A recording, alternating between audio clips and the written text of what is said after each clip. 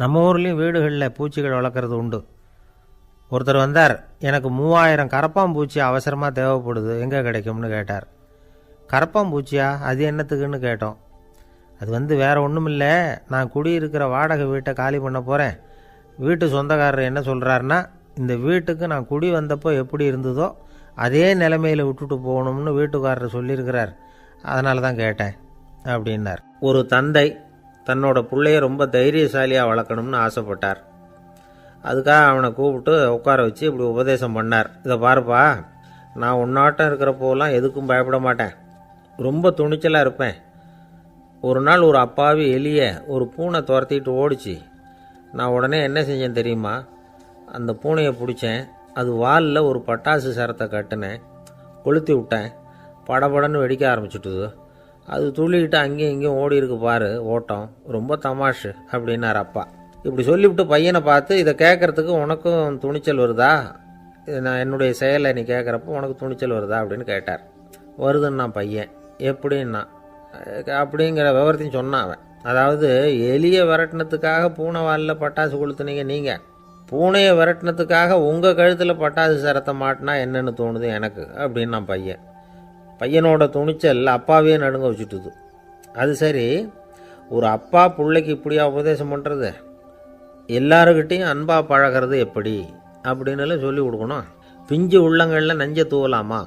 ஒரு நாள் விநாயகர் ஒரு பூனையோடு விளையாடிக்கிட்டு இருந்தாராம். அப்படி ஆசையாக விளையாடிக்கிட்டு இருந்தப்போ அவரோட கை நகம் தவறுதெல்லாம் பூனையோட முகத்தில் பட்டுட்டு தான். அது ஒரு சின்ன கீரலை உண்டாகி விட்டுது. அப்பா அவர் அதை ஒரு பெருசாக நினைக்கல. கொஞ்ச நேரத்துக்கு அப்புறம் விநாயகர் வீட்டுக்கு வந்தார். அவங்க அம்மா பார்வதி தேவியை பார்த்தார். பார்வதி தேவி கன்னத்தில் விரலால் கீறினது மாதிரி ஒரு அடையாளம் இருந்தது. விநாயகருக்கு அதிர்ச்சி, ஆச்சரியம். நம்ம அம்மா இந்த உலகத்துக்கே தாயார், அப்பேற்பட்ட அவங்க முகத்திலேயே கீரலை உண்டாக்கக்கூடியவங்க யாராக இருக்க முடியும் அப்படின்னு யோசனை பண்ணார். தாயே, உன்னுடைய கன்னத்தில் இந்த வடு எப்படிம்மா ஏற்பட்டதுன்னு கேட்டார். குழந்தாய், இது நீ செஞ்ச காரியம்தான்ப்பா, உன்னுடைய கை நகம் கீறினதுனால ஏற்பட்ட வடு தான் இது அப்படின்னாங்க அவங்க. விநாயகர் திடுக்கிட்டு போட்டார். எப்படிம்மா அது? நான் எந்த காலத்துலேயும் ஒன்று அப்படி கீறினதாக எனக்கு நினைவு இல்லையே அப்படின்னார். இன்னைக்கு காலையில் ஒரு பூனையை கீறினதை நீ மறந்துட்டியா அப்படின்னாங்க அந்த அம்மா. விநாயகர் திகைச்சு போய் நின்னார். பார்வதி தேவி சொன்னாங்க, இதை பார்ப்பா, இந்த உலகத்தில் இருக்கக்கூடிய எல்லா உயிர்கள்லேயும் நான் இருக்கிறேன், நான் தான் இந்த உலகமாக ஆகியிருக்கிறேன். ஆகையினால நீ யாரை துன்புறுத்தினாலும் அது உண்மையிலேயே என்ன துன்புறுத்தினதாக தான் வந்து முடியும் அப்படின்னாங்க. விநாயகர் மனசுக்குள்ளே ஒரு வெளிச்சம் ஏற்பட்டு தான். அதுக்கப்புறம் அவர் யாரையுமே கல்யாணம் பண்ணிக்காததுக்கு அதுதான் காரணமாக. இந்த உலகத்தில் எல்லாரையும், இங்கே இருக்கிற எல்லாத்தையும் தாயின் வடிவமாக அவர் பார்க்க ஆரம்பிச்சிட்டாராம். குருதேவர் ராமகிருஷ்ணர் இந்த கதையை எடுத்து சொல்லியிருக்கிறார். நபிகள் நாயகம் ஒரு தடவை ஒரு நாற்காலியில் உட்காந்து என்னமோ யோசனை பண்ணிகிட்டு இருந்திருக்கிறார். அப்போ அவரோட உடையில் ஒரு கீழ்ப்பகுதி தரையில் படிஞ்சு கிடந்திருக்குது. அங்கே விளையாடிக்கிட்டு இருந்த ஒரு பூனை அது மேலே வந்து படுத்து தூங்கி போச்சு. தொழுகை செய்ய வேண்டிய நேரம் வந்துட்டுது. நபிகள் நாயகம் எழுந்திருக்க பார்த்தார். அப்போ தான் பூனை தன்னோட உடை மேலே படுத்து தூங்கிட்டு இருக்கிறது கண்ணில் படுது. பூனையோட தூக்கத்தை கலைக்க விரும்பல அவர். தன்னுடைய சகோதரியை கூப்பிட்டார். ஒரு கத்திரிக்கோள் எடுத்துகிட்டு வர சொன்னார். பூனை படுத்திருந்த உடைப்பகுதி மட்டும் இருக்குல்ல, அதை மட்டும் அதோட கத்திரிச்சு விட்டுட்டு அதுக்கப்புறம் அவர் எழுந்திரிச்சு தொழுகைக்கு போனாராம். அதாவது பிற உயிர்கள்கிட்ட எப்படி அன்பு காட்டணுங்கிறத பெரியவங்க எவ்வளவோ விதத்தில் நமக்கு எடுத்து காட்டியிருக்கிறாங்க. இருந்தாலும் எத்தனை பேர் மனசில் அதெல்லாம் உரைச்சிருக்குது? நாமளும் நம்ம ட்ரெஸ்ஸு மேலே ஒரு பூனை படுத்திருந்தா ஒரு கத்திரிக்கோலை தான் தேடுவோம், எடுத்துகிட்டு வர சொல்லுவோம். துணியை வெட்டுறதுக்கு பதிலாக இல்லை அதோட வாழை வெட்டினா என்ன அப்படின்னு தோணும். ஒரு ஆள் ரொம்ப பிரியமாக ஒரு பூனையை ஆற்றுல குளிப்பாட்டிகிட்டு இருந்தானா. எப்படி? அந்த பூனையை ஆற்று தண்ணியில் அமுக்கி அமுக்கி குளிப்பாட்டிகிட்டு இருக்கிறான். அந்த வழியாக போன பெரியவர் ஒருத்தர் இதை பார்த்தார். இதை பார்ப்பா, பூனையை அது மாதிரி ஆற்று தண்ணியில் அமுக்கி குளிப்பாட்டாத, மூச்சு திணறி செத்து போடும் அப்படின்னு அட்வைஸ் பண்ணார். நீ போய் அவன் வேலையை பார்த்துக்கிட்டு, எனக்கு எல்லாம் தெரியும்னா இவன். சரின்னு அவர் போயிட்டார். கொஞ்ச நேரம் கழித்து அவரே அந்த வழியாக திரும்பி வந்துக்கிட்டு இருந்தார். ஆற்றுல பூனையை குளிப்பாட்டிக்கிட்டு இருந்தவன் அழுதுகிட்டு உட்காந்துருக்கிறான். பக்கத்தில் அந்த பூனை செத்து கிடக்குது. இதை பார்த்தார் பெரியவர். நான் தான் அப்போவே சொன்னேனே அந்த பூனையை ஆற்றுல நினைக்காதேன்னு, அதை கேட்டிருந்தா அப்படி ஆயிருக்குமா அப்படின்னார். அந்த ஆள் கோபமாக இவரை முறைச்சி பார்த்தான். அட போய்யா, இந்த பூனை ஆற்றுல குளித்ததுனால ஒன்றும் செத்து போகல, குளித்ததுக்கப்புறம் அதோட உடம்பு ஈரமாக இருக்குதுன்னு அதை புழிஞ்சேன், அதனால தான் இப்படி ஆயிட்டுது அப்படின்னு நானாம். உலகத்தில் எது எதுக்கும் ஆராய்ச்சி கூடங்கள் இருக்குதுல்ல, அது மாதிரி தூக்கத்தை பற்றி ஆராய்ச்சி பண்ணுறதுக்கு ஒரு ஆராய்ச்சி கூடம் இருக்குது. அப்படி ஆராய்ச்சி பண்ணணும்னா அதுக்கு மூழ்கிக்கிட்டு இருக்கணும்ல. அதனால தான் அந்த ஆராய்ச்சி கூடம் இங்கே இல்லை. அமெரிக்காவில் பாஸ்டன் பல்கலைக்கழக மருத்துவமனையில் அது இருக்குது. அங்கே தூக்கத்தை பற்றி பலவிதமான ஆராய்ச்சிகள் பண்ணிகிட்டு இருக்கிறாங்க. அந்த ஆராய்ச்சி கூடத்தில் இயக்குனராக இருக்கிற ஒரு நிபுணர், அவர் என்ன சொல்கிறார் தெரியுமா? உங்களுக்கு தூக்கம் வரலையா, நீங்கள் நல்லா தூங்கிறதுக்கு தாராளமாக சில யோசனைகளை என்னால் சொல்ல முடியும் அப்படிங்கிறார். யோசனை தானே, காசா பணமாக கேட்டு வச்சுக்கலாமே.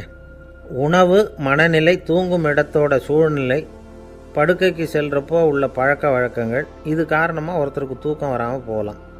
தூக்கம் வராததுக்கு இதுதான் காரணம்னா அதையெல்லாம் சுலபமாக கட்டுப்படுத்தலாங்கிறார் அவர். தூக்கத்தை வரவழைக்கக்கூடிய ஒரு நல்ல மருந்து உடற்பயிற்சி. ஆனால் ஒன்று, படுக்க போகிற நேரத்தில் இது மாதிரி உடற்பயிற்சிகள் எல்லாம் செய்யக்கூடாது. கொஞ்சம் முன்னாடி பகல்லையே இந்த பயிற்சிகளை செய்கிறது நல்லது. தூக்கம் வராமல் அவதிப்படுறவங்க பிற்பகல் நேரங்களில் காஃபி, டீ இது மாதிரி பானங்களை சாப்பிடக்கூடாது. மது அருந்துறது கூட தூக்கத்தை பாதிக்கும். வெது வெதுப்பான நீரில் குளிக்கிறது, தியானத்தில் ஈடுபடுறது, ஓய்வாக இருக்கிறது, படுக்கிறது, அதாவது படுக்கிறதுக்கு முன்னாடி ஒரு குவளை பால் சாப்பிட்றது, இதெல்லாம் தூக்கத்தை வரவழைக்கிறது ரொம்ப உதவியாக இருக்கும். இன்னொரு விஷயம் என்னென்னா, தூங்கி ஆகணுமேங்கிற கவலை வேண்டியதில்லை. அப்படி நினச்சி கவலைப்படுறதை விட்டுடணும். தூக்கம் வரலையா, உடனே படுக்கையை விட்டு எழுந்திரிக்க வேண்டியது. வெளியில் வாங்க, வேறு ஏதாவது வேலையில் ஈடுபடுங்க, கொஞ்சம் நேரம் உலாவுங்க, அல்லது ஏதாவது ஒரு புஸ்தகத்தை எடுத்து படிங்க. களைப்பு ஏற்பட்டால் மறுபடியும் படுக்கைக்கு போங்க, தூக்கம் தானாக வந்துடும். ஒரு விஷயத்தை மட்டும் நல்லா ஞாபகத்தில் வச்சுக்கணும். படுக்கைக்கு போகிறப்போ உங்கள் மற்ற எல்லா பிரச்சனைகளையும் மறந்துடணும். அது எப்படி சார் முடியும், அந்த நேரம் தானே எல்லா பிரச்சனையும் வரிசையாக ஞாபகத்துக்கு வருது அப்படின்னு நாம் நினைக்கலாம். ஆனால் பழக்கத்தில் அதை நாம் மாற்றிக்க முடியும். கொஞ்சம் முயற்சி பண்ணணும், அவ்வளோதான். இது எல்லாமே ஆராய்ச்சி பண்ணி பார்த்துட்டு அந்த நிபுணர் சொல்கிற கருத்து தான். இன்னொரு விஷயமும் அவர் சொல்கிறார். அது என்னென்னா, உடல் கோளாறு காரணமாக தூக்கம் வராமல் அவதிப்படுறவங்களுக்கெல்லாம் இந்த யோசனைகள் சரியாக வராது அப்படிங்கிறார். அதுக்கெல்லாம் மருத்துவ சிகிச்சை கொடுத்து தான் சரி பண்ணணும். சில பேருக்கு நடு ராத்திரியில் மூச்சு திணறல் ஏற்பட்டு தூக்கம் வராமல் போயிடும். ஊரெல்லாம் தூங்குறப்போ தான் மட்டும் தூங்காமல் மூழ்கிட்டு இருக்கிறது, ஊரெல்லாம் மூழ்கிட்டு இருக்கிறப்போ தான் மட்டும் தூங்குறது, இது மாதிரி கோளாறுகளால் சில பேர் பாதிக்கப்படலாம். காலு தசை முறுக்கிக்கிறதுனால சில பேருக்கு அடிக்கடி விழிப்பு வரலாம். மன அழற்சி காரணமாக சில பேருக்கு தூக்கம் வராது.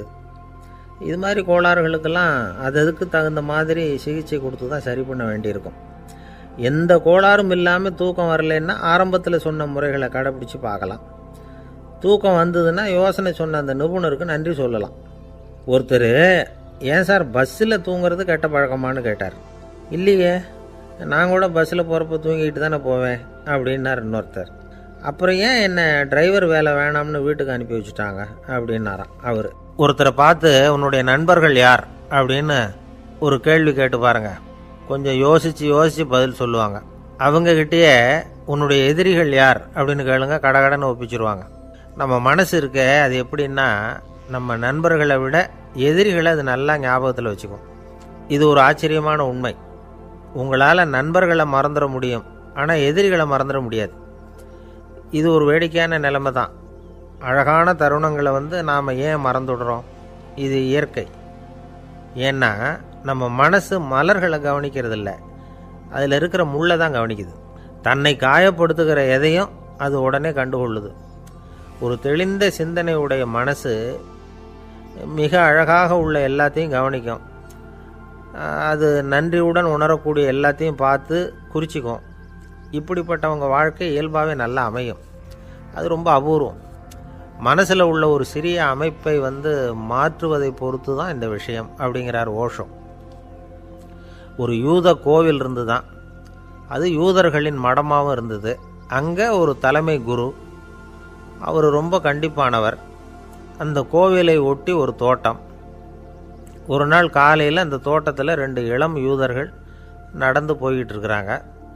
காலையில் 1 மணி நேரம், மாலையில் 1 மணி நேரம் அவங்க அந்த தோட்டத்தில் நடக்கிறதுக்கு அனுமதி உண்டு.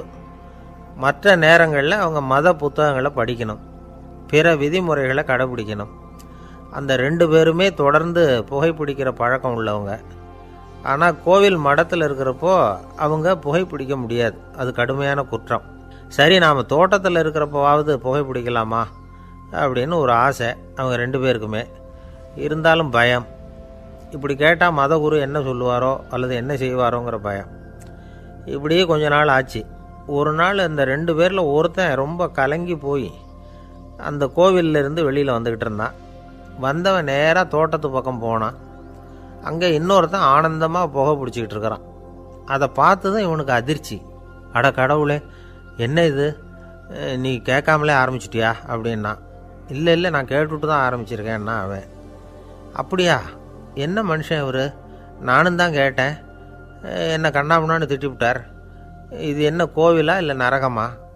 உனக்கு புகை பிடிக்கணும்னு ஆசையாக இருந்தால் நரகத்துக்கு போகணும்னு சொல்லிவிட்டார். அது சரி, உன்னை மட்டும் எப்படி அனுமதிச்சார் அப்படின்னு கேட்டான் இவன். அவன் சிரிச்சுக்கிட்டே, நீ எப்படி கேட்ட சொல்லு அப்படின்னா. நாம் இந்த தோட்டத்துக்கு வர அனுமதிக்கப்பட்டிருக்கிறதே ஜபத்துக்காகத்தானே, அதனால் நான் ஜபம் சொல்லும் பொழுது புகை பிடிக்கலாமா அப்படின்னு கேட்டேன். அதுக்கு தான் அவர் சத்தம் போட்டு என்னை அடிக்கவே வந்துட்டார் அப்படின்னா இவன். நீ ஒரு மாதிரியாக கேட்டிருக்க, நான் வேறு மாதிரியாக கேட்டிருக்கிறேன். ஜபம் சொல்லும்போது புகை பிடிக்கலாமான்னு நீ கேட்டிருக்க. ஐயா, புகை பிடிக்கும் பொழுது ஜபிக்கலாமா அப்படின்னு நான் கேட்டேன். அதில் தப்பு ஒன்றும் இல்லை அப்படின்னு பதில் சொல்லிட்டார் அப்படின்னா. ஒரு சிறிய மாற்றம்தான் அது மிகப்பெரிய மாறுதலை ஏற்படுத்தி விட்டது. மனசு நல்ல விதமாக சிந்திக்க ஆரம்பிச்சுட்டுதுன்னா மகிழ்ச்சிக்கு பஞ்சம் இல்லை. ஒரு கஞ்சன் ஆற்றுல விழுந்துட்டான். வெள்ளத்தில் தத்தளிச்சிக்கிட்டு இருக்கிறான். கரையில் நின்ன ஒருத்தர், உன் கையை கொண்டா இப்படி பிடிச்சி இழுத்து கரையில் சேர்த்து விடுறேன்னார். எதையும் கொடுத்து பழக்கம் இல்லாத அவன் கையையும் கொடுக்க மாட்டேன்னுட்டான். இவர் பார்த்தார். உன் கையை கொடுன்னு சொல்கிறதுக்கு பதிலாக நான் என் கையை கொடுக்குறேன் பிடிச்சிக்கோ அப்படின்னார். அவன் கப்புன்னு பிடிச்சிக்கிட்டான், இழுத்து கரையில் போட்டார். ஒரு காலத்தில் பிரஷ்யா அப்படின்னு ஒரு தேசம் இருந்தது. இப்போ ஜெர்மனி இருக்குல்ல, இதோட பெரும்பகுதி ஒரு காலத்தில் பிரஷ்யாங்கிற பேரில் இருந்தது. அப்போ அதுக்கு அரசராக இருந்தவர் மகா ஃப்ரெடரிக், அதாவது ஃப்ரெடரிக் தி கிரேட் அப்படின்னு சொல்லுவாங்க. அந்த ராஜாவுக்கு ஒரு சந்தேகம். நாம் பல வகையான வரிகளை விதித்து வசூல் பண்ணுறோம், அப்படி பண்ணி வருமானம் குறைஞ்சிக்கிட்டே போகுதே, இதுக்கு என்ன காரணமாக இருக்கும்? இதுதான் அவருக்கு ஏற்பட்ட சந்தேகம். ஒரு சமயம் அந்த அரசர் தம்முடைய அமைச்சர்களையும் பிரபுக்களையும் தளபதிகளையும் கூப்பிட்டு ஒரு விருந்து வச்சார். விருந்து முடிஞ்சதும் அவங்கள பார்த்து இந்த சந்தேகத்தை கேட்டார். வரிகள் அதிகமாக விதித்து வருமானம் குறையறதுக்கு என்ன காரணம் அப்படின்னு கேட்டார். பல பேருக்கு இதுக்கு சரியாக பதில் சொல்ல தெரியல. அனுபவசாலியான ஒரு தளபதி எழுந்திருச்சார். அரசே, அது எப்படிங்கிறத இப்போ உங்களுக்கு காட்டுறேன்னார். உடனே ஒரு பெரிய பனிக்கட்டி ஒன்றை தன்னுடைய கையில் எடுத்தார். அதை அப்படியும் எப்படியும் திருப்பி பார்த்தார். அப்புறம் அடுத்தவர்கிட்ட கொடுத்தார். அவரும் அதை அப்படியும் இப்படியும் திருப்பி பார்த்துட்டு அடுத்தபடியாக இருந்தவர்கிட்ட கொடுத்தார். இப்படியே இதை ஒவ்வொருத்தராக பார்த்துட்டு ஒவ்வொரு கையாக மாறி கடைசியில் மன்னர் கைக்கு போய் சேர்ந்தது. மன்னர் கைக்கு அந்த பனிக்கட்டி போய் சேர்ந்தப்போ அது கொஞ்சம் கொஞ்சமாக உருகி ஒரு பட்டாணி கடலை சைஸுக்கு ஆகிட்டுது. மன்னர் யோசனை பண்ணார். வரி அதிகமாக போட்டாலும் வந்து சேர்றது குறைவாக இருக்கிறதுக்கு என்ன காரணம் அப்படிங்கிறது அவருக்கு புரிஞ்சு போச்சு. காலம்தான் மாறிட்டு இருக்கே தவிர இந்த கையூட்டு வாங்குகிற பழக்கம் மாறினதாக தெரியல. இன்னொரு ராஜா இருந்தார். அவர் தன்னுடைய ராஜாங்கத்தில் லஞ்ச ஊழலே சுத்தமாக இருக்கக்கூடாது அப்படின்னு நினச்சார். அவர்கிட்ட பல்வேறு துறைகளுக்கும் பொறுப்பாக இருந்த பல பேரும் ரொம்ப சுத்தமாகவும் நேர்மையாகவும் இருந்தாங்க. ஒரே ஒருத்தர் மட்டும் எல்லார்கிட்டையும் லஞ்சம் வாங்கிட்டே இருந்தார்.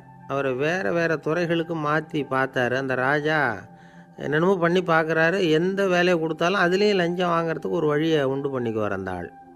ராஜாவுக்கு இது ஒரு பெரிய தலைவலியாக போட்டுது. இவர் என்ன பண்ணுறது, இவருக்கு என்ன வேலையை கொடுக்கறது, கொஞ்சம் கூட லஞ்சம் வாங்கிறதுக்கு சான்ஸே இல்லாத ஒரு வேலையை கொடுக்கணும் அப்படின்னு திட்டம் போட்டார். ஒரு நாள் அவருக்கு அந்த உத்தரவும் போட்டுட்டார். அதாவது அவருக்கு என்ன வேலைன்னா, கடற்கரையில் தான் அவருக்கு ஆஃபீஸ். அங்கேயே இருந்துக்க வேண்டியது. தினமும் எத்தனை கடல் அலை கரையில் வந்து மோதுது அப்படிங்கிறத கணக்கெடுத்து ராஜாவுக்கு தெரிவிக்க வேண்டியது. இதுதான் அவருக்கு வேலை. பேசாமல் அலையை எண்ணிட்டு உட்காந்துருக்கிட்டோம், அப்போவாவது அவர் லஞ்சம் வாங்குகிற சந்தர்ப்பம் இல்லாமல் போயிடும் அவருக்கு அப்படின்னு நினச்சார் ராஜா. இந்த ஆள் கடற்கரைக்கு போய் டியூட்டியில் ஜாயின் பண்ணிக்கிட்டார். ஒரே மாதத்தில் அங்கே சொந்தமாக ஒரு பிரம்மாண்டமான மாளிகை கட்டிவிட்டார். ராஜாவுக்கு இது பெரிய ஆச்சரியமாக போச்சு. அலையை என்ற வேலையில் அந்த ஆள் எப்படி பணம் சம்பாதிச்சார் அப்படின்னு விசாரித்து பார்த்தார் அக்கம் பக்கத்தில். அந்த ஆள் என்ன பண்ணியிருக்கிறாருன்னா, கடற்கரையில் போய் பொறுப்பை ஏற்றுக்கிட்ட உடனே அங்கே இருந்த மீனவர்கள்கிட்ட எல்லாம் இந்த கரையில் வந்து ஒரு நாளில் வந்து மோதுகிற அலைகள் எத்தனை அப்படின்னு கேட்டிருக்காரு. அது எப்படிங்க தெரியும்னு இருக்காங்க அவங்க. தினமும் அந்த எண்ணிக்கை தெரியணும். நம்ம ராஜாவுக்கு தினமும் அறிக்கை அனுப்பணும், டெய்லி ரிப்போர்ட்டு. தவறுனா நீங்கள் இந்த கடலில் போய் மீன் பிடிக்கிறதுக்கு ராஜாவோட அனுமதி கிடைக்காது அப்படின்ட்டுருக்காரு. உடனே மீனவர்கள்லாம் பயந்து போட்டாங்க. கடலுக்கு போகிறதுக்கு அனுமதி இல்லைன்னா பட்டினி கிடக்கிறது மாதிரி ஆகிடுமே. மெதுவாக அந்த ஆளுகிட்ட போனாங்க, காதோட காதாக சொன்னாங்க, ஐயா எங்களால் வந்து கடல் அலையை வந்து எண்ண முடியாது. தினமும் எங்களால் முடிஞ்சதை உங்களுக்கு பணமாக கொடுத்துட்றோம். நீங்கள் தான் ராஜா கிட்ட சிபாரிசு பண்ணி நாங்கள் தொடர்ந்து மீன் பிடிக்கிறதுக்கு அனுமதி வாங்கி கொடுக்கணும் அப்படின்னு வேண்டிக்கிட்டாங்க. பணம் தினமும் வந்து சேர ஆரம்பிச்சுட்டுது. பதவியில் மற்ற பதவியோட இந்த பதவி எவ்வளவோ மேல் அப்படின்னு நினச்சிட்டான் அந்த ஆள். அது மட்டும் இல்லை, தயவு பண்ணி என்னை இந்த இடத்த விட்டு மாற்றி விடாதீங்க சார் அப்படின்னு வேற கேட்க ஆரம்பிச்சிட்டானா. எனக்கு இது மட்டும்தான் சார் தெரியும், இதை தவிர வேறு எதுவும் தெரியாது அப்படின்னு சொல்லிக்கிட்டே காலம் தள்ளுறவங்க ரொம்ப பேர். அவங்களெல்லாம் கஷ்டப்பட வேண்டியிருக்கும். ஒருத்தர் தன்னுடைய தொழிலில் ரொம்ப கெட்டிக்காரராக இருக்கலாம். அதுக்காக எப்பவும் அதே ஞாபகத்தில் இருந்துக்கிட்டு உலகியல் அறிவு இல்லாமல் இருந்துடக்கூடாது, அது ஆபத்து. இதுக்காக நம்ம தாத்தா பாட்டிலாம் ஒரு கதை சொல்லுவாங்களே, கேள்விப்பட்டிருக்கீங்களா? ஒரு சமயம் ஒரு 4 பேர் சேர்ந்து வெளியூருக்கு பிரயாணம் போனாங்களாம். அந்த 4 பேர் எப்படி தெரியுமா? ஒருத்தர் வந்து வேதாந்தி, இன்னொருத்தர் சங்கீத வித்வான், 3வது ஆள் வைத்தியர், 4வது ஆள் ஜோசியர். இவங்க 4 பேரும் நண்பர்கள். அதனால் சேர்ந்து புறப்பட்டாங்க. வழியில் ஒரு ஊரில் தங்கினாங்க. இருட்டி போச்சு. அதனால் இன்றைக்கி ராத்திரி இங்கேயே தங்கி இருந்துட்டு நாளைக்கு புறப்படலாம் அப்படின்னு தீர்மானம் பண்ணாங்க. சாப்பாட்டுக்கு என்ன பண்ணுறது? அங்கேயே கடத்தெருவுக்கு போய் சாமான்லாம் வாங்கியாந்து சமைச்சு சாப்பிட்லாம்னு முடிவு பண்ணாங்க. 4 பேர் இருக்கிறதுனால ஆளுக்கு ஒரு காரியமாக செய்யலாம் அப்படின்னு வேலையை பிரிச்சுக்கிட்டாங்க. வைத்தியர் வந்து கரிகாய் வாங்க போனார், வேதாந்தி வந்து எண்ணெய் வாங்க போனார், ஜோசியர் வந்து பலசரக்கு வாங்க போனார், சங்கீத வித்வானுக்கு சமைக்கிற வேலை. எல்லாம் சரி, ஆனால் நடந்தது என்ன தெரியுமா? கடைத்தெருவுக்கு காய்கறி வாங்க போனார்ல வைத்தியர், அங்கே போய் மார்க்கெட்டில் பார்த்தார். ஒவ்வொரு கரிகாயாக எடுத்து பார்த்தார். இது பித்தம், உடம்புக்கு ஒத்துக்காது, இது வாயு, உடம்புக்கு ஒத்துக்காது அப்படின்னு ஒவ்வொன்றா தள்ளினார். கடைசியில் ஒன்றுமே தேரல, வெறுங்கையோடு திரும்பி வந்துக்கிட்டு இருக்கிறார். எண்ணெய் வாங்க போனார் வேதாந்தி, அவர் ஒரு தொன்னையில் எண்ணெயை வாங்கினார். பேசாமல் அதை எடுத்துகிட்டு வர வேண்டியது தானே, முடியல. அவருடைய வேதாந்த மூளை சிந்திக்க ஆரம்பிச்சுட்டுது. இந்த தொன்னைக்கு எண்ணெய் ஆதாரமா அல்லது எண்ணெய்க்கு தொன்னை ஆதாரமா அப்படிங்கிற ஆராய்ச்சியில் இறங்கினார். என்னாச்சு தெரியுமா? அப்படி கவுத்து பார்த்தார். வாங்கின எண்ணெய் பூராவையும் வழியில் கொட்டிவிட்டு வெறும் தொன்னையோடு வந்து சேர்ந்தார். பலசரக்கு வாங்க போனார் ஜோசியர், அவர் ஒரு வழியில் பார்த்தாரு. வழியில் வந்தவங்களெல்லாம் அங்கங்கே ஒரு மரத்தடியில் உட்கார வச்சு அவங்களுக்கெல்லாம் ஆர்வம் சொல்ல ஆரம்பிச்சிட்டார். அப்படி ஒவ்வொருத்தராக சொல்லி முடிச்சுட்டு கடத்தருக்கு போய் சேர்ந்தார். இவர் அங்கே போய் சேர்றதுக்குள்ளே ரொம்ப நேரம் ஆகிட்டுது. கடையெல்லாம் பூட்டிவிட்டு போயிட்டாங்க. என்ன செய்கிறது? அவரும் வெறுங்கையோடு திரும்பி வந்து சேர்ந்தார். சரி, இவங்க கதை தான் இப்படி ஆச்சு. அங்கே சமைக்கிறதுக்காக உட்காந்துருந்தார் சங்கீத வித்வான், அவர் கதை என்னாச்சு தெரியுமா? அங்கே அவர் அடுப்பை பற்ற வச்சு ஒலையை கொதிக்க வச்சார். அதாவது ஒரு பானையில் தண்ணியை ஊற்றி அடுப்பில் வச்சார். அது கொதிக்க ஆரம்பிச்சிது. தண்ணி கொதிக்கிற சத்தம் இருக்குதுல்ல, அது இவருக்கு தாளம் போடுறது மாதிரி இருந்தது. ஒரே குஷி, பாட ஆரம்பிச்சிட்டார். பாடிக்கிட்டே உற்சாகமாக கையில் இருந்த கரண்டியால் அந்த பானையில் தட்டினார், தாளம் போடுறதா நினச்சிக்கிட்டு. அவ்வளவுதான், பானை பட்டுன்னு உடஞ்சி போச்சு. தலையில் கையை வச்சுக்கிட்டு அவரும் உட்காந்துட்டார். எந்த தொழில் தெரிஞ்சாலும் சரி, அதை புத்திசாலித்தனமாக பயன்படுத்த தெரியலன்னா ஆபத்து தான். அதுக்காக தான் இந்த கதை. ஒரு பஸ்ஸு டிரைவர் ரொம்ப கெட்டிக்காரர். பஸ்ஸை ரொம்ப திறமையாக ஆபத்து இல்லாமல் ஓட்டினதுக்காக பரிசுலாம் வாங்கினவர். அவரே ஒரு படகு ஓட்டுறதுக்காக அழைச்சிட்டு போயிருக்கிறாங்க, மோட்டார் படகு. அதையும் ரொம்ப திறமையாக தான் ஓட்டிகிட்டு போயிருக்கிறாரு. நடுக்கடலில் போனதும் படகு நின்று போச்சு. மோட்டாரில் ஏதோ கோளாறு. என்ன செய்யலாம் அப்படின்னு அந்த டிரைவரை கேட்டிருக்கிறாங்க படகுல இருந்தவங்கெல்லாம். அப்போ அவர் சொன்னாராம், கவலைப்படாதீங்க, ஒன்றும் பிரச்சனை இல்லை, எல்லோரும் கொஞ்சம் கீழே இறங்கி பின்னாடி தள்ளுங்க, மோட்டார் ஸ்டார்ட் ஆகிடும் அப்படின்னாராம். ஒரு ஊரில் ஒரு இளைஞன் இருந்தான். ஒரு நாள் அவன் ஒரு குருவை தேடிக்கிட்டு புறப்பட்டான். ஊரை விட்டு வெளியில் போனான். போகிற வழியில் ஒரு காடு. அந்த காட்டில் ஒரு மரத்தடியில் ஒரு பெரியவர் உட்காந்துருக்கிறார். அமைதியாக மௌனமாக அவர் அமர்ந்திருக்கிறார். இந்த பெரியவரை விசாரிக்கலாம், குருவை தேடி கண்டுபிடிக்கிறதுக்கு இவர் ஏதாவது ஒரு வழி சொல்லி கொடுப்பார் அப்படின்னு நினச்சிக்கிட்டு அவரை நெருங்கினான். ஐயா, எனக்கு ஒரு குரு தேவை, எங்கே கிடைப்பார்? அவரை எப்படி அடையாளம் கண்டுபிடிக்கிறது? அதை பற்றி ஏதாவது விவரம் சொன்னீங்கன்னா நான் கண்டுபிடிச்சிக்குவேன் அப்படின்ட்டுருக்கான். பெரியவர் நிமிர்ந்து பார்த்தார். தம்பி, அது ரொம்ப சுலபம். அவர் வயசானவராக இருப்பார், என்னை விட சுமார் 30 வயசு அதிகமாக இருக்கும். அவர் ஒரு மரத்தடியில் தான் உட்காந்துருப்பார் அப்படின்ட்டுருக்கான். சரிங்க பெரியவரே, அது என்ன மாதிரியான மரம், எப்படி இருக்கும் அப்படின்னு கேட்டிருக்கான். பெரியவர் அந்த விவரங்களையும் சொல்லியிருக்கிறாரு. அது மட்டும் இல்லை, சந்திக்கிற நாள், நேரம், வினாடி முதற்கொண்டு எல்லா விவரங்களையும் துல்லியமாக சொன்னாராம். இவ்வளவு விவரங்களை இவரால் எப்படி சொல்ல முடியுது அப்படின்னு இவனுக்கு ஆச்சரியம். இருந்தாலும் அந்த பெரியவர் கடைசியாக ஒரு விவரம் சொன்னார். அது என்ன தெரியுமா, எப்படியும் நீ அவரை சந்திக்கிறதுக்கு ஒரு 30 வருஷம் ஆகும் அப்படின்னு சொல்லிவிட்டாராம். ரொம்ப நன்றிங்க பெரியவரே அப்படின்னு சொல்லிவிட்டு அந்த இளைஞன் புறப்பட்டுருக்கான். இப்போ அவனுக்கு குரு பற்றின விவரம் எல்லாம் கிடச்சிட்டுது, சந்திக்கிற நேரமும் தெரிஞ்சுட்டுது. ஆனால் 30 வருஷம் அவரை தேடி அலைய வேண்டியிருக்குமே. அவன் தேட ஆரம்பித்தான். காடு மலை எல்லாம் சுற்றி அலைஞ்சான். பல வருஷங்கள் தேடினான், அழுத்து போயிட்டான். கடைசியில் அவனுக்கும் வயசாகிட்டுது. கடைசியில் தன்னுடைய சொந்த ஊருக்கே திரும்பி போய்கிட்டு இருந்தான். அங்கே ஒரு மரத்தடியில் அவன் தேடிக்கிட்டு இருந்த குருநாதர் கிடைச்சார். யார் அவருன்னா, 30 வருஷத்துக்கு முன்னாடி வழி சொல்லி கொடுத்தாருல அதே பெரியவர். அவருக்கு இப்போ 30 வயசு அதிகமாக இருந்தது. அதே மரம், அன்னைக்கு பெரியவர் சொன்ன அடையாளம் இப்போ பொருத்தமாக இருந்தது. இப்போ அந்த பெரியவர் சொன்னார், சரியாக வந்து சேர்ந்துட்டேன், வா, உனக்காக தான் நான் இவ்வளவு காலமும் காத்துக்கிட்டு இருந்தேன் அப்படின்னாரான். என்ன சொல்கிறீங்கன்றிருக்கான். 30 வருஷத்துக்கு முன்னாடி என்கிட்ட வந்தியே, அப்போவே என் காலம் வந்து முடிஞ்சு போயிருந்தது. அப்போவே என்ன உனக்கு அடையாளம் தெரியல, அதனால் இவ்வளவு காலம் உனக்காக காத்துட்ருக்கும்படி ஆகிட்டுது அப்படின்னாராம். ஐயா, அப்போவே நீங்கள் சொல்லியிருக்கலாமே, இதுதான் 30 வருஷம் கழித்து நீ சந்திக்க போகிற இடம், நான் தான் உன்னுடைய குரு அப்படின்னு சொல்லியிருக்கலாமே அப்படின்ட்டுருக்கான். அந்த பெரியவர் சிரிச்சுக்கிட்டே இதுக்கு பதில் சொன்னாராம். நான் எவ்வளவோ விவரமாக தான் சொன்னேன், நீ சரியாக புரிஞ்சிக்கல. காரணம், அப்போது நீ போதுமான அளவுக்கு பக்குவம் பெற்றிருக்கவில்லை. அதனால் புரியும் சக்தி இல்லாமல் போயிட்டுதப்போ 30 ஆண்டு காலம் நீ அலைஞ்சி தெரிஞ்சிருக்கிற. அது காரணமாக இப்போ உனக்கு அந்த பக்குவம் வந்துட்டுது.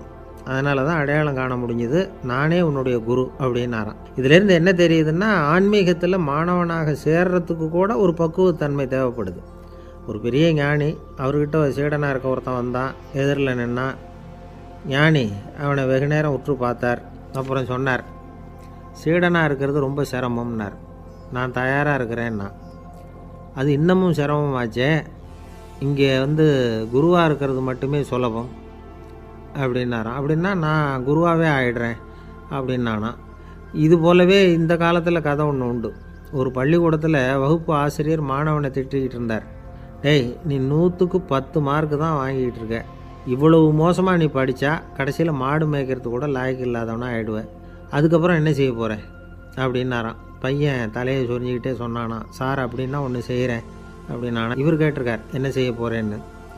வேறு என்ன சார், உங்களை மாதிரி ஒரு ஆசிரியர் ஆகிடுறேன் அப்படின்னானா. இமயமலை அடிவாரத்தில் ஒரு மடம், அங்கே ஒரு சன்னியாசி இருந்தார். அவர்கிட்ட ஒருத்தர் வந்தார். சுவாமி, ஆசையை உதற நினைக்கிறேன், முடியல, ஒட்டிக்கிட்டே வருது அப்படின்னாராம். இப்படி உட்கார, ஒரு கதை சொல்கிறேன் அப்படின்னு சொல்லி அவர் சொல்ல ஆரம்பித்தாராம். அவர் சொன்ன கதை என்னென்னா, ஒரு ஊரில் ஒரு ஆள் இருந்தான். அவன் பேர் குப்புசாமி.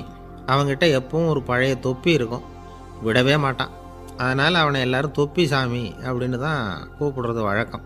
ஒரு புது தொப்பி வாங்கிக்கப்படாதாப்பா அப்படின்னு நண்பர்கள்லாம் சொல்லி பார்த்தாங்க. பணத்துக்கு எங்கே போவேன் அப்படின்னு விட்டானா. பணம் வச்சுருக்கான், செலவு பண்ண மனசு வரல, மகா கஞ்சன். பழைய பாட்டில்கள்லாம் வாங்கி விற்றுக்கிட்டு இருந்தான். அப்படி ஒரு தடவை பழைய கண்ணாடி சாமான்களை ஏலத்தில் எடுத்தப்போ அதில் ஒரு அருமையான சென்ட்டு பாட்டில் கிடச்சிது. உடனே ஒரு ஐடியா பண்ணான். அந்த சென்ட்டை வந்து சின்ன சின்ன பாட்டில்களில் அடைச்சி ஜன்னல் ஓரமாக அடுக்கி வச்சுட்டான். அதை விற்றா நிறைய பணம் கிடைக்குமே.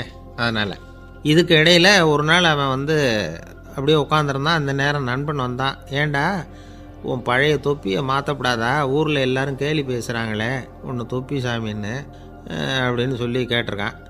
இந்த சென்ட்டு பாட்டில் விற்றதும் பணம் வரும், அதுக்கப்புறம் பார்க்கலாம் அப்படின்னு நானா. இவன் சரி வா, நீச்சல் குளத்துக்கு போயிட்டு வருவோம் அப்படின்னு கூப்பிட்ருக்கான் நண்பன்.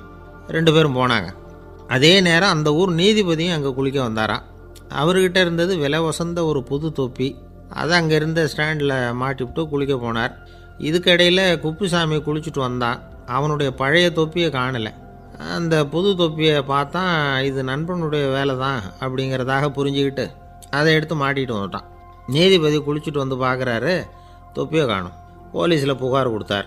அவங்க வந்து தேடினாங்க. ஒரு மூலையில் பழைய தொப்பி கிடச்சிது. அடடா, இது நம்ம குப்புசாமியோட தொப்பி இல்லையா அப்படின்னு நானா ஒருத்தன். உடனே அவன் வீட்டுக்கு தேடிட்டு போயிருக்காங்க. அங்கே போய் பார்த்தா புது தொப்பி அங்கே இருக்குது. உடனே அவனுக்கு 1000 ரூபாய் அபராதம் போட்டாங்களாம். அவன் பணத்தை கட்டிவிட்டு ரொம்ப எரிச்சலோடு வீட்டுக்கு வந்தான். பழைய தொப்பி கண்ணில் பட்டது. மறுபடியும் உன்னால் தானே எனக்கு 1000 ரூபா நஷ்டம் அப்படின்னு சொல்லி அதை எடுத்துக்கிட்டு அப்படி போயிருக்கான். அந்த ஊர் குளத்தில் வீசி எரிஞ்சிட்டு வந்துட்டான். அது மீன் பிடிக்கிற ஒருத்தன் கையில் சிக்கிச்சு. அவன் வர்ற வழியில் அதை எடுத்து வேகமாக வீசி எறிஞ்சான். அது நேராக குப்புசாமி வீட்டு ஜன்னல் வழியாக உள்ளே வந்து இந்த சென்ட்டு பாட்டில்கள் மேலே விழுந்து எல்லாம் உடஞ்சி நொறுங்கி போச்சு. குப்புசாமி பார்த்தான். தோட்டத்தில் ஆழமாக ஒரு குழியை வெட்டினான். அந்த தொப்பியை போட்டான், மூடிவிட்டான். இதை அடுத்த வீட்டுக்காரன் பார்த்தான். ஏதோ புதையல் தான் வச்சுருக்கான் போல இருக்குன்னு நினச்சான். போலீஸில் போய் புகார் கொடுத்துட்டான். மறுபடியும் போலீஸ் குழியை தோண்டினாங்க. பழைய தொப்பி மறுபடியும் வெளியில் வந்தது. எல்லோரும் சிரிக்கிறாங்க. அன்னைக்கு ராத்திரியே அந்த தொப்பியை எடுத்துக்கிட்டு நேராக புறப்பட்டான். ஒரு கல்லில் அதை சேர்த்து கட்டி குடிநீர் தொட்டி இருக்கும்ல, அதில் போட்டுட்டு வந்துட்டான். இனிமேல் என்ன பண்ணும் பார்ப்போன்னு. ஒரு நாள் திடீர்னு குழாயெல்லாம் அடைப்பட்டு போச்சு. மாநகராட்சி அலுவலர்கள் வந்து என்னன்னு பார்த்தா அந்த பழைய தொப்பி குழாயை அடைச்சிக்கிட்டு இருக்குது. இது குப்புசாமியோட தொப்பிங்கிறது தான் எல்லாருக்கும் தெரியுமே. உடனே குடிநீரை வந்து பாழாக்கணத்துக்காக குப்புசாமிக்கு கோர்ட்டு 2500 ரூபா அபராதம் போட்டுவிட்டுது. அதையும் கட்டிவிட்டு வெளில வந்தான். கடைசியாக முடிவு பண்ணான். ஒரு நெருப்பு குச்சியை கிழிச்சான். தொப்பியை கொளுத்தினான். எரிஞ்சுது. எடுத்து வெளில எரிஞ்சான். கொஞ்ச நேரத்தில் தீ அணைப்பு படம் வந்துட்டுது. ஆமாம், இவன் எடுத்து எரிஞ்சது வெளியில் விழுந்து வீட்டு கூரையே பற்றிக்கிட்டு எரிய ஆரம்பிச்சுட்டுது. அவனோட பணத்தாசையும் அதோடு சேர்ந்து எரிஞ்சு போச்சான். இப்படி ஒரு கதை. இந்த கதையை சொல்லி முடித்தார் அந்த இமயமலை அடிவாரத்தில் இருந்த சன்னியாசி. இப்போ அந்த குப்புசாமி எங்கே இருக்கிறான்னு கேட்டார் எதிரில் இருந்தவர். இதோ உன் எதிரிலே இருக்கிறான், நான் தான் அந்த குப்புசாமி அப்படின்னாரான் அந்த சன்னியாசி. அந்த குப்புசாமிகிட்ட இருந்தது மாதிரி ஒரு பழைய தொப்பி நம்ம ஒவ்வொருத்தர்கிட்டையும் உண்டு. அதை எப்படி தொலைக்கிறதுன்னு தெரியாமல் தடுமாறிக்கிட்டு இருக்கிறோம். அது என்ன தொப்பிங்கிறீங்களா? அதுதான் நம்மை சூழ்ந்திருக்கிற மாயை அப்படிங்கிறார் சுவாமி சின்மயானந்தர். மெய்ஞானம் கிடைக்கிறப்போ மாயை வந்து எரிஞ்சு போகும் அப்படிங்கிறது அவருடைய கருத்து. நம்மால் ஒருத்தர் வேகமாக ஓடி வந்தார். காலில் மாட்டியிருந்த பழைய செருப்பு ரெண்டையும் ஆவேசமாக தூக்கி ஒரு கிணத்துல போட்டுட்டு வெறுங்காலோடு நடந்து வந்துக்கிட்டு இருக்கிறார். ஏன் அப்படி பண்ணீங்க அப்படின்னு கேட்டோம். அந்த செருப்புக்கு சொந்தக்காரன் வந்து பின்னாடி வந்துக்கிட்டு இருக்கிறான், அதனால் அப்படி பண்ணேன் அப்படிங்கிறார் இவர். காசியில் இருக்கிற கடவுள் காசி விஸ்வநாதர், அங்கே இருக்கிற தேவி காசி விசாலாட்சி. இவங்க 2 பேரும் ஒரு நாள் பேசிக்கிட்டு இருந்தப்போ கடவுள் சொன்னார், இந்த மனிதர்களை நாம் ரொம்பவும் நம்பிக்கையோடு தான் படைச்சிருக்கிறோம். இருந்தாலும் அவங்களுக்கு தான் நம்பிக்கை இல்லை, எதுலேயும் ஒரு உண்மையான நம்பிக்கை இல்லாமல் வாழ்ந்துக்கிட்டு இருக்கிறாங்க அப்படின்னார். என்ன அப்படி சொல்கிறீங்க? அதோ பாருங்கள், எவ்வளவு பேர் காசியை தேடிட்டு வந்து கங்கையில் குளிச்சுக்கிட்டு இருக்கிறாங்க. அவங்களெலாம் நம்பிக்கை இல்லைன்னா இவ்வளவு தூரம் தேடிட்டு வந்து இங்கே குளிப்பாங்களா அப்படின்னு நாங்கள் தேவி. சரி, அதை சோதித்து பார்க்கலாம் அப்படின்னு 2 பேரும் முடிவு பண்ணிக்கிட்டாங்க. உடனே ஒரு திட்டம் போட்டாங்க. அது எப்படின்னா, நாம் 2 பேருமே பக்தர்கள் மாதிரி உருவத்தை மாற்றிக்கிட்டு கங்கை கரைக்கு போக வேண்டியது. நான் வந்து கங்கையில் இறங்கி குளிக்கிறேன். கொஞ்ச நேரத்தில் சுழலில் மாட்டிக்கிட்டது மாதிரி நடிக்கிறேன். நீ உடனே கரையிலிருந்து சத்தம் போடும், என்னோடய வீட்டுக்காரரை யாராவது காப்பாற்றுங்களேன்னு சத்தம் போடும். அதோடு இன்னொன்று சொல்லு, யாராவது ஒரு புண்ணிய ஆத்மா அவர்கிட்ட போய் அவருடைய முடியை பிடிச்சி இழுக்கணும். அப்படி ஒரு சாபம் இருக்குது எங்களுக்கு. புண்ணிய ஆத்மா, அதாவது எந்த பாவமும் செய்யாத இல்லாத ஒருத்தர் தான் அவரை காப்பாற்ற முடியும். அப்படிப்பட்டவங்க யாராவது வெள்ளத்தில் குதித்து என்னுடைய கணவரை காப்பாற்றுங்கோ அப்படின்னு நீ சத்தம் போடு, கூச்சல் போடு, என்ன நடக்குதுன்னு பார்க்கலாம் அப்படின்னார் கடவுள். சரின்னு சொல்லி 2 பேருமா சாதாரண பக்தர்கள் மாதிரி கங்கை கரைக்கு வந்து சேர்ந்தாங்க. அவர் இறங்கி குளித்தார். திட்டம் போட்டது மாதிரியே சுழலில் மாட்டிக்கிட்டது மாதிரி கத்துனார். கரையில் இருந்த அந்த அம்மா, ஐயோ என் கணவரை காப்பாற்றுங்களேன், யாராவது காப்பாற்றுங்களேன்னு கத்துனாங்க. பல பேர் ஓடி வந்தாங்க. உடனே இவங்க, பாவம் இல்லாத புண்ணிய ஆத்மா ஒருத்தரால் தான் என்னுடைய கணவர் காப்பாற்றப்படணுங்கிறது விதி, அப்படி ஒரு சாபம் இருக்குது, அதனால் புண்ணிய ஆத்மா யாராவது அவர்கிட்ட போய் அவர் முடியை பிடிச்சி தூக்குனா அவரை காப்பாற்றி கொள்ளலாம் அப்படின்னாங்க. இவங்க இப்படி சொன்னதும் எல்லாரும் திகைச்சு போய் நின்றுட்டாங்க. ஒவ்வொருத்தருக்கும் அவங்க செஞ்ச பாவம்லாம் ஒவ்வொன்றா ஞாபகத்துக்கு வர ஆரம்பிச்சுட்டுது. சரி, இதுக்கு நாம லாயக்கு இல்லை அப்படின்னு சொல்லி ஒதுங்கி போக ஆரம்பிச்சிட்டாங்க எல்லாம். இந்த சமயத்தில் யாரோ ஒருத்தர் வேகமாக ஓடி வந்தார். ஆற்றுல குதிச்சார். அவர்கிட்ட போனார், முடியை பிடிச்சார், தூக்குனார், அவரை காப்பாற்றி கரைக்கு கொண்டுட்டு வந்துட்டார். அப்படி காப்பாற்றின அந்த ஆளை இவங்க 2 பேரும் தனியாக கூப்பிட்டுக்கிட்டு ஒரு மண்டபத்துக்கு வந்துட்டாங்க. வந்து விசாரிக்கிறாங்க. நீ யாரப்பா அப்படின்னு கேட்குறாங்க. ஏதும் தெரியாத மாதிரி. நான் இந்த ஊர் அன்ன சத்திரத்தில் வேலை செய்கிற ஒரு சமையல்காரன் அப்படிங்கிறார். நீ கங்கையில் குளிக்கிறது உண்டான்னு கேட்டிருக்காங்க. நான் இந்த ஊர்லேயே தான் இருக்கிறேன், இருந்தாலும் தினமும் கங்கையில் குளிக்கிறது இல்லை, எப்போவாவது ஒரு நாள் அங்கே குளிப்பேன் அப்படின்னார். கங்கையில் மூழ்கி எழுந்திரிச்சா பாவம்லாம் தொலையும்னு சொல்கிறாங்க. அப்படி இருக்கிறப்போ அங்கே இன்றைக்கி கங்கையில் குளிச்சுக்கிட்டு இருக்கிறவங்கெல்லாம் தங்களை புண்ணிய ஆத்மாவா நினைக்கல. கங்கையில் குளிக்காத நீ உன்னை புண்ணிய ஆத்மாவா நினச்சி என்னை காப்பாற்ற வந்திருக்கிற, அது எப்படி அப்படின்னு கேட்டார். அதுக்கு அந்த ஆள் சொல்கிறான், கங்கையில் குதிச்சதுக்கு அப்புறம் தானே உங்களை காப்பாற்ற போகிறோம். அப்படி குதிக்கும் பொழுது என்னுடைய பாவம்லாம் போயிருக்கும்ல, நான் புண்ணிய ஆத்மாவாக ஆயிருப்பேனே, அதனால தான் துணிஞ்சு உங்களை காப்பாற்றினேன் அப்படின்னா. கடவுளும் தேவியும் அவனுக்கு காட்சி கொடுத்தாங்களாம். இப்படி ஒரு கதை உண்டு. அதாவது கங்கையில் குளிச்சுக்கிட்டு இருக்கிறவங்களுக்கே தங்களுடைய பாவம் போகுங்கிற நம்பிக்கை பரிபூர்ணமாக இல்லை, குளிக்காத ஒருத்தனுக்கு அந்த நம்பிக்கை இருந்தது. அதனால் அவனால் கடவுளை பார்க்க முடிஞ்சது. கடவுளை நாமளும் பார்க்க முடியுமா முடியாதா அப்படிங்கிற குழப்பம்லாம் நமக்கு வேண்டியதில்லை. நம்பிக்கையோடு வாழணுங்கிற உண்மையை மட்டும் இந்த கதையிலேருந்து புரிஞ்சுக்கிட்டா போதும். ஏன்னா இந்த கதையை கேட்டுட்டு ஒரு நண்பன் குதர்க்கமாக ஒரு கேள்வி கேட்டான். ஏன் சார், கங்கையில் குளித்தா பாவம் போடும்னு சொல்கிறீங்களே, நான் எனக்கு வேண்டாத ஒருத்தனை அழைச்சிட்டு போய் கங்கையிலேயே தள்ளி விட்டுட்டு அதுக்கப்புறம் அங்கேயே முழுக்க போட்டுட்டு நான் செஞ்ச பாவத்தை அதுலேயே கழுவி விட்டுட்டு மறுபடியும் உங்ககிட்ட வந்துடுறேன்னு வச்சுக்கோங்க, நீங்கள் என்னை புண்ணிய ஆத்மான்னு ஏற்றுக்குவீங்களா அப்படிங்கிறான். ஆள் கொஞ்சம் ஆசைந்தான், நம்மளே அங்கே அழைச்சிட்டு போனாலும் போயிடுவான். வாழ்க்கையில் சில சந்தர்ப்பங்களில் நாம் சில அவமானங்களை சந்திச்சே தீர வேண்டியிருக்கு.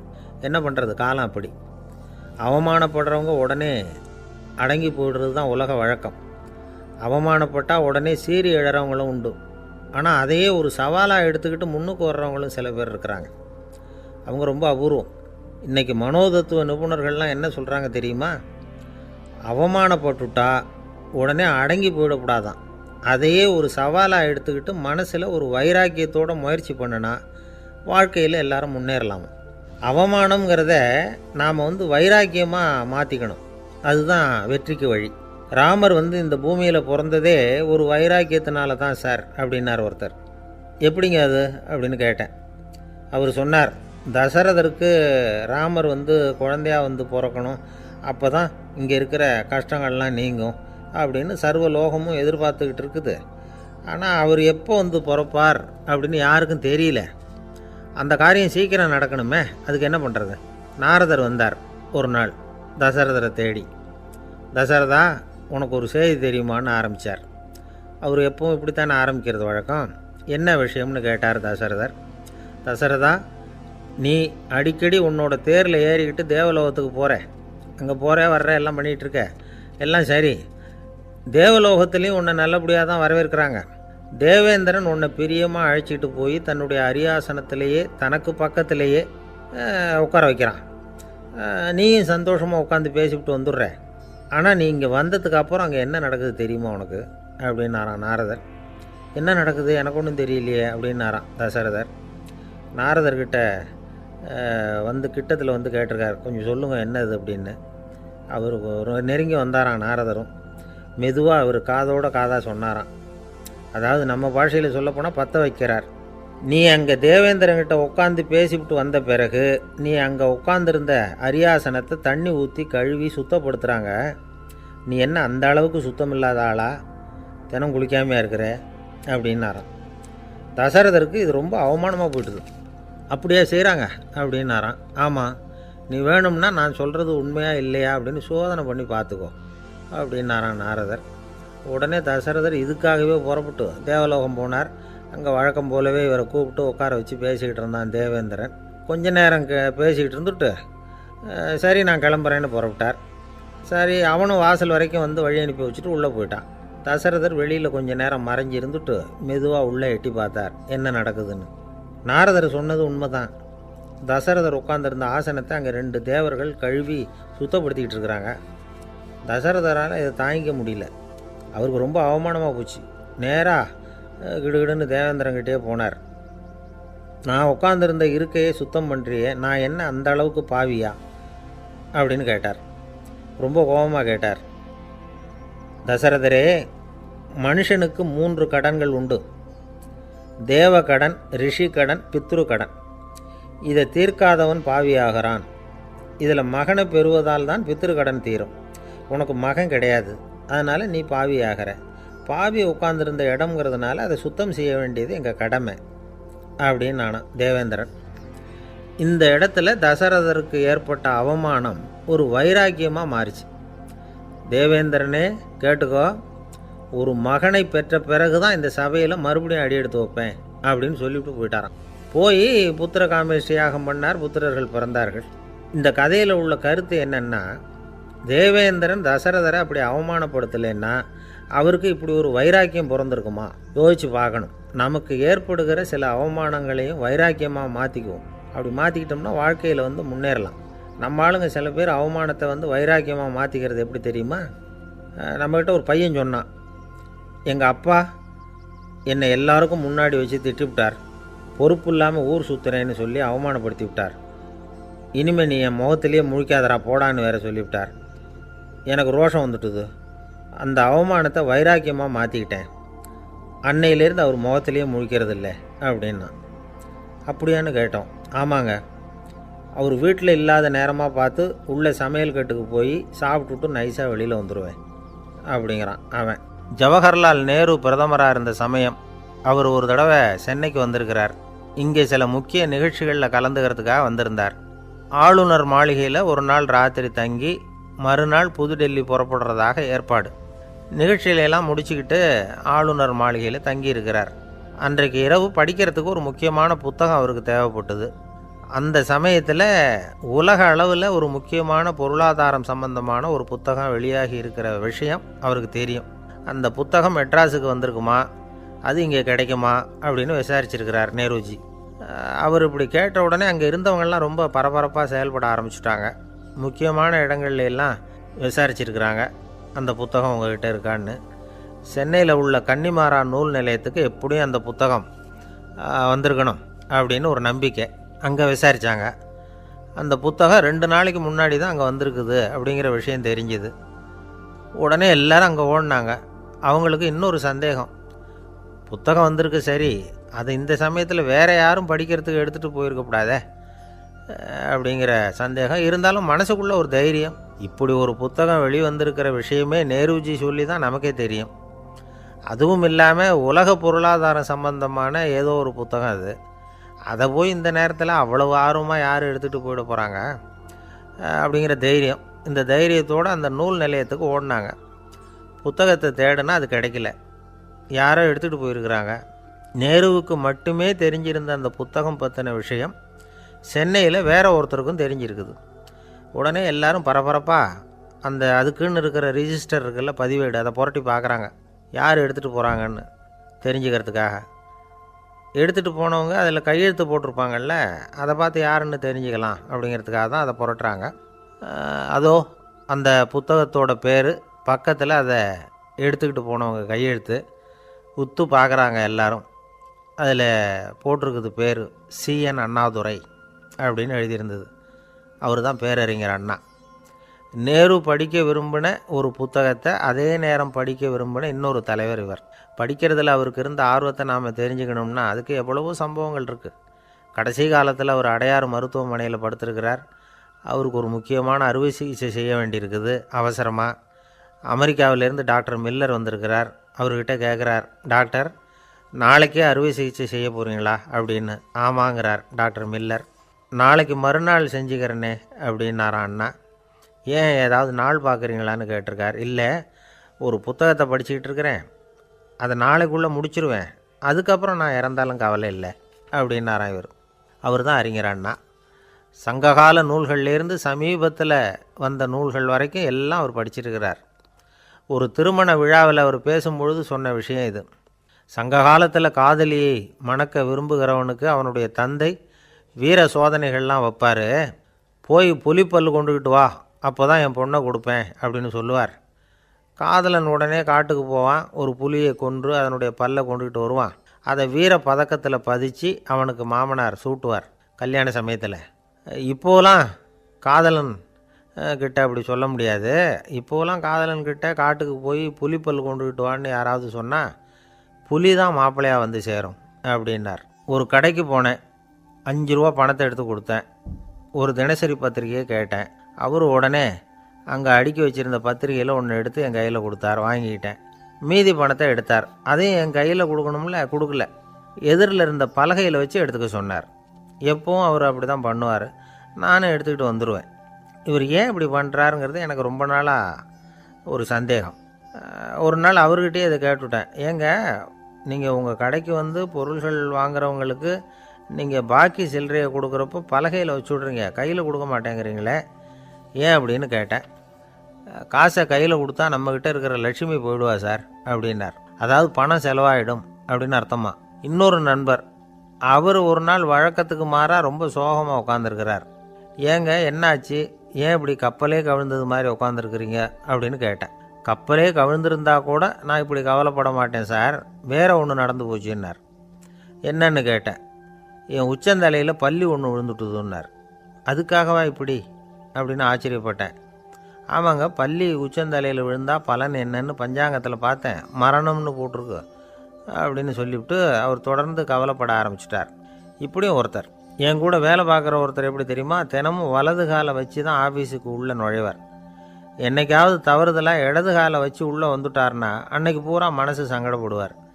எந்த வேலையும் சரியாக ஓடாது. கேரம் போர்டு ஆடுற ஒருத்தர் எப்போ ஆட உட்காந்தாலும் ஸ்ட்ரைக்கரை கை தவறி கீழே விழுற மாதிரி பண்ணி அதுக்கப்புறம் அதை எடுத்துக்கிட்டு ஆட உட்காருவார். ஏன்னா எப்போவோ ஒரு தடவை நிஜமாகவே அது வந்து கை தவறி கீழே விழுந்திருக்குது. அன்னைக்கு பிரமாதமாக ஜெயிச்சுட்டார். உடனே ஒரு முடிவுக்கு வந்துட்டார், கை தவறுனா லாபம் அப்படின்னு. அதுக்கப்புறம் அதையே பழக்கமாக்கிக்கிட்டார்.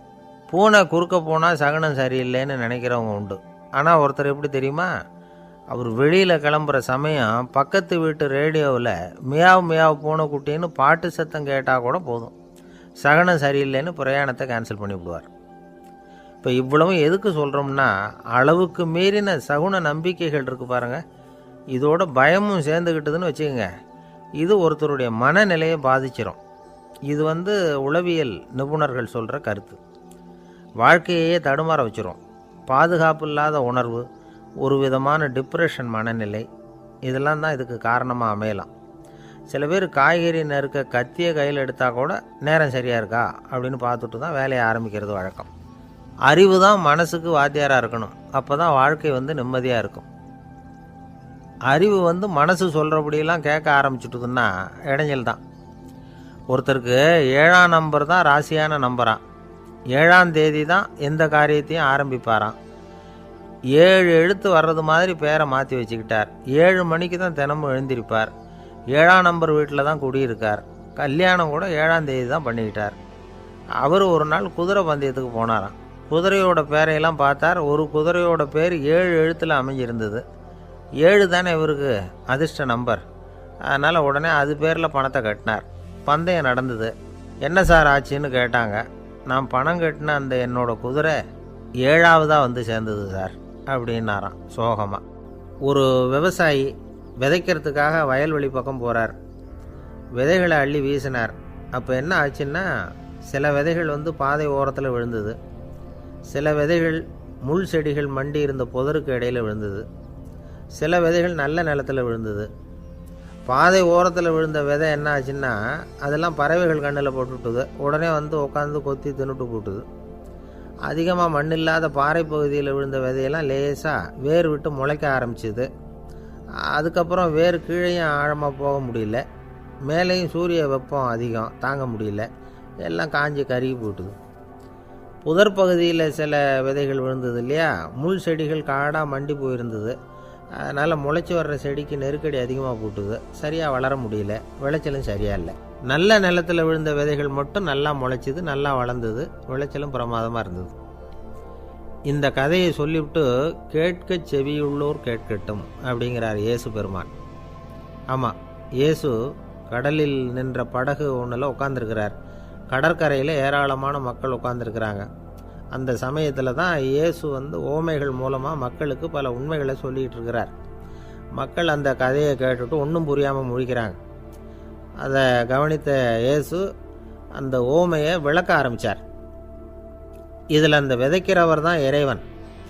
அவருடைய வார்த்தைகளை விதைக்கிறார். அந்த வார்த்தைகளை கேட்கிற மக்கள் அந்த விழுந்த விதைகள் மாதிரி 4 வகையானவர்கள்.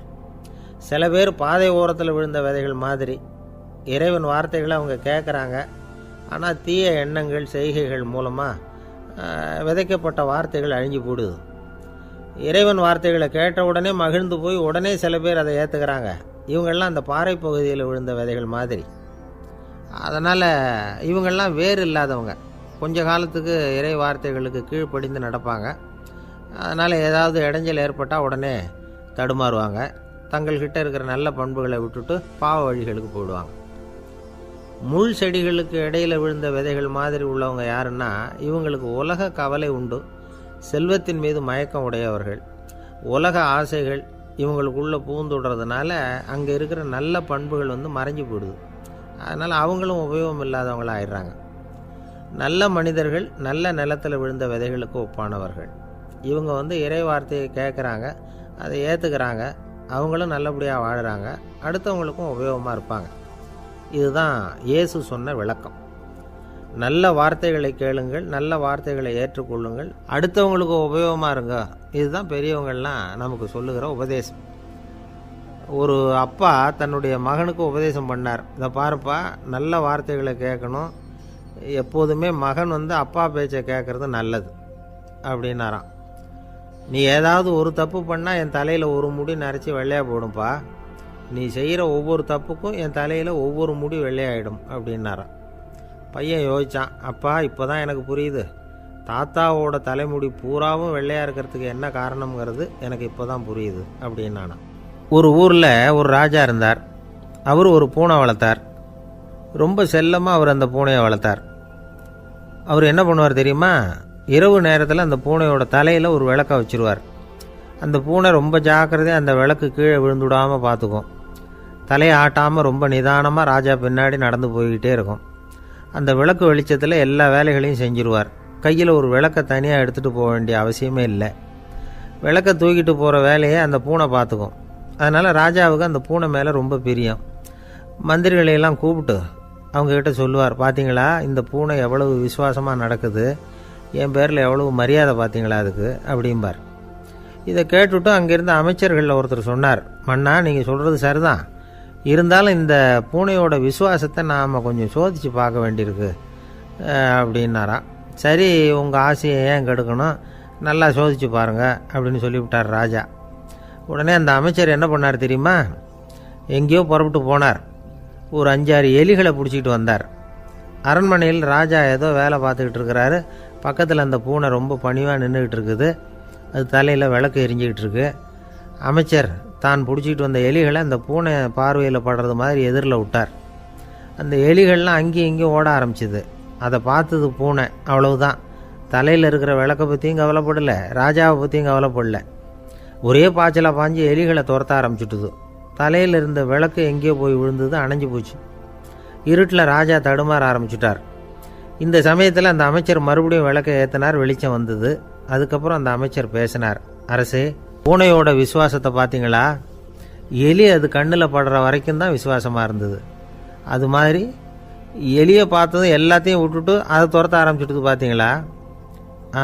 தான் அந்த பூனையை பற்றி நினச்சது தப்புங்கிறது அதுக்கப்புறம் தான் அந்த ராஜாவுக்கு புரிஞ்சுதான். சரி, இப்போ எதுக்கு இந்த கதையெல்லாம் அப்படிங்கிறீங்களா? இந்த பூனை மாதிரி தான் நம்ம மனசும். மனசை எவ்வளவு தான் பயிற்சி கொடுத்து பக்குவமாக வச்சுருந்தாலும் பார்க்குறதுக்கு பரமசாது மாதிரி தான் இருக்கும். பார்க்க வேண்டியதை பார்த்துட்டுதுன்னா பாஞ்சிரும். இந்த பூனை மாதிரி புலன் இன்ப பொருள்கள் கிட்டாத வரைக்கும் மனம் அடங்கி இருக்கிறது மாதிரி தான் தெரியும். கொஞ்சம் வாய்ப்பு கிடைச்சாலும் அது குதிக்க ஆரம்பிச்சிடும், தப்பு பண்ண ஆரம்பிச்சிடும். பெரிய பெரிய முனிவர்கள் வாழ்க்கையில் நடந்த வீழ்ச்சி இதை தான் நிரூபிக்குது.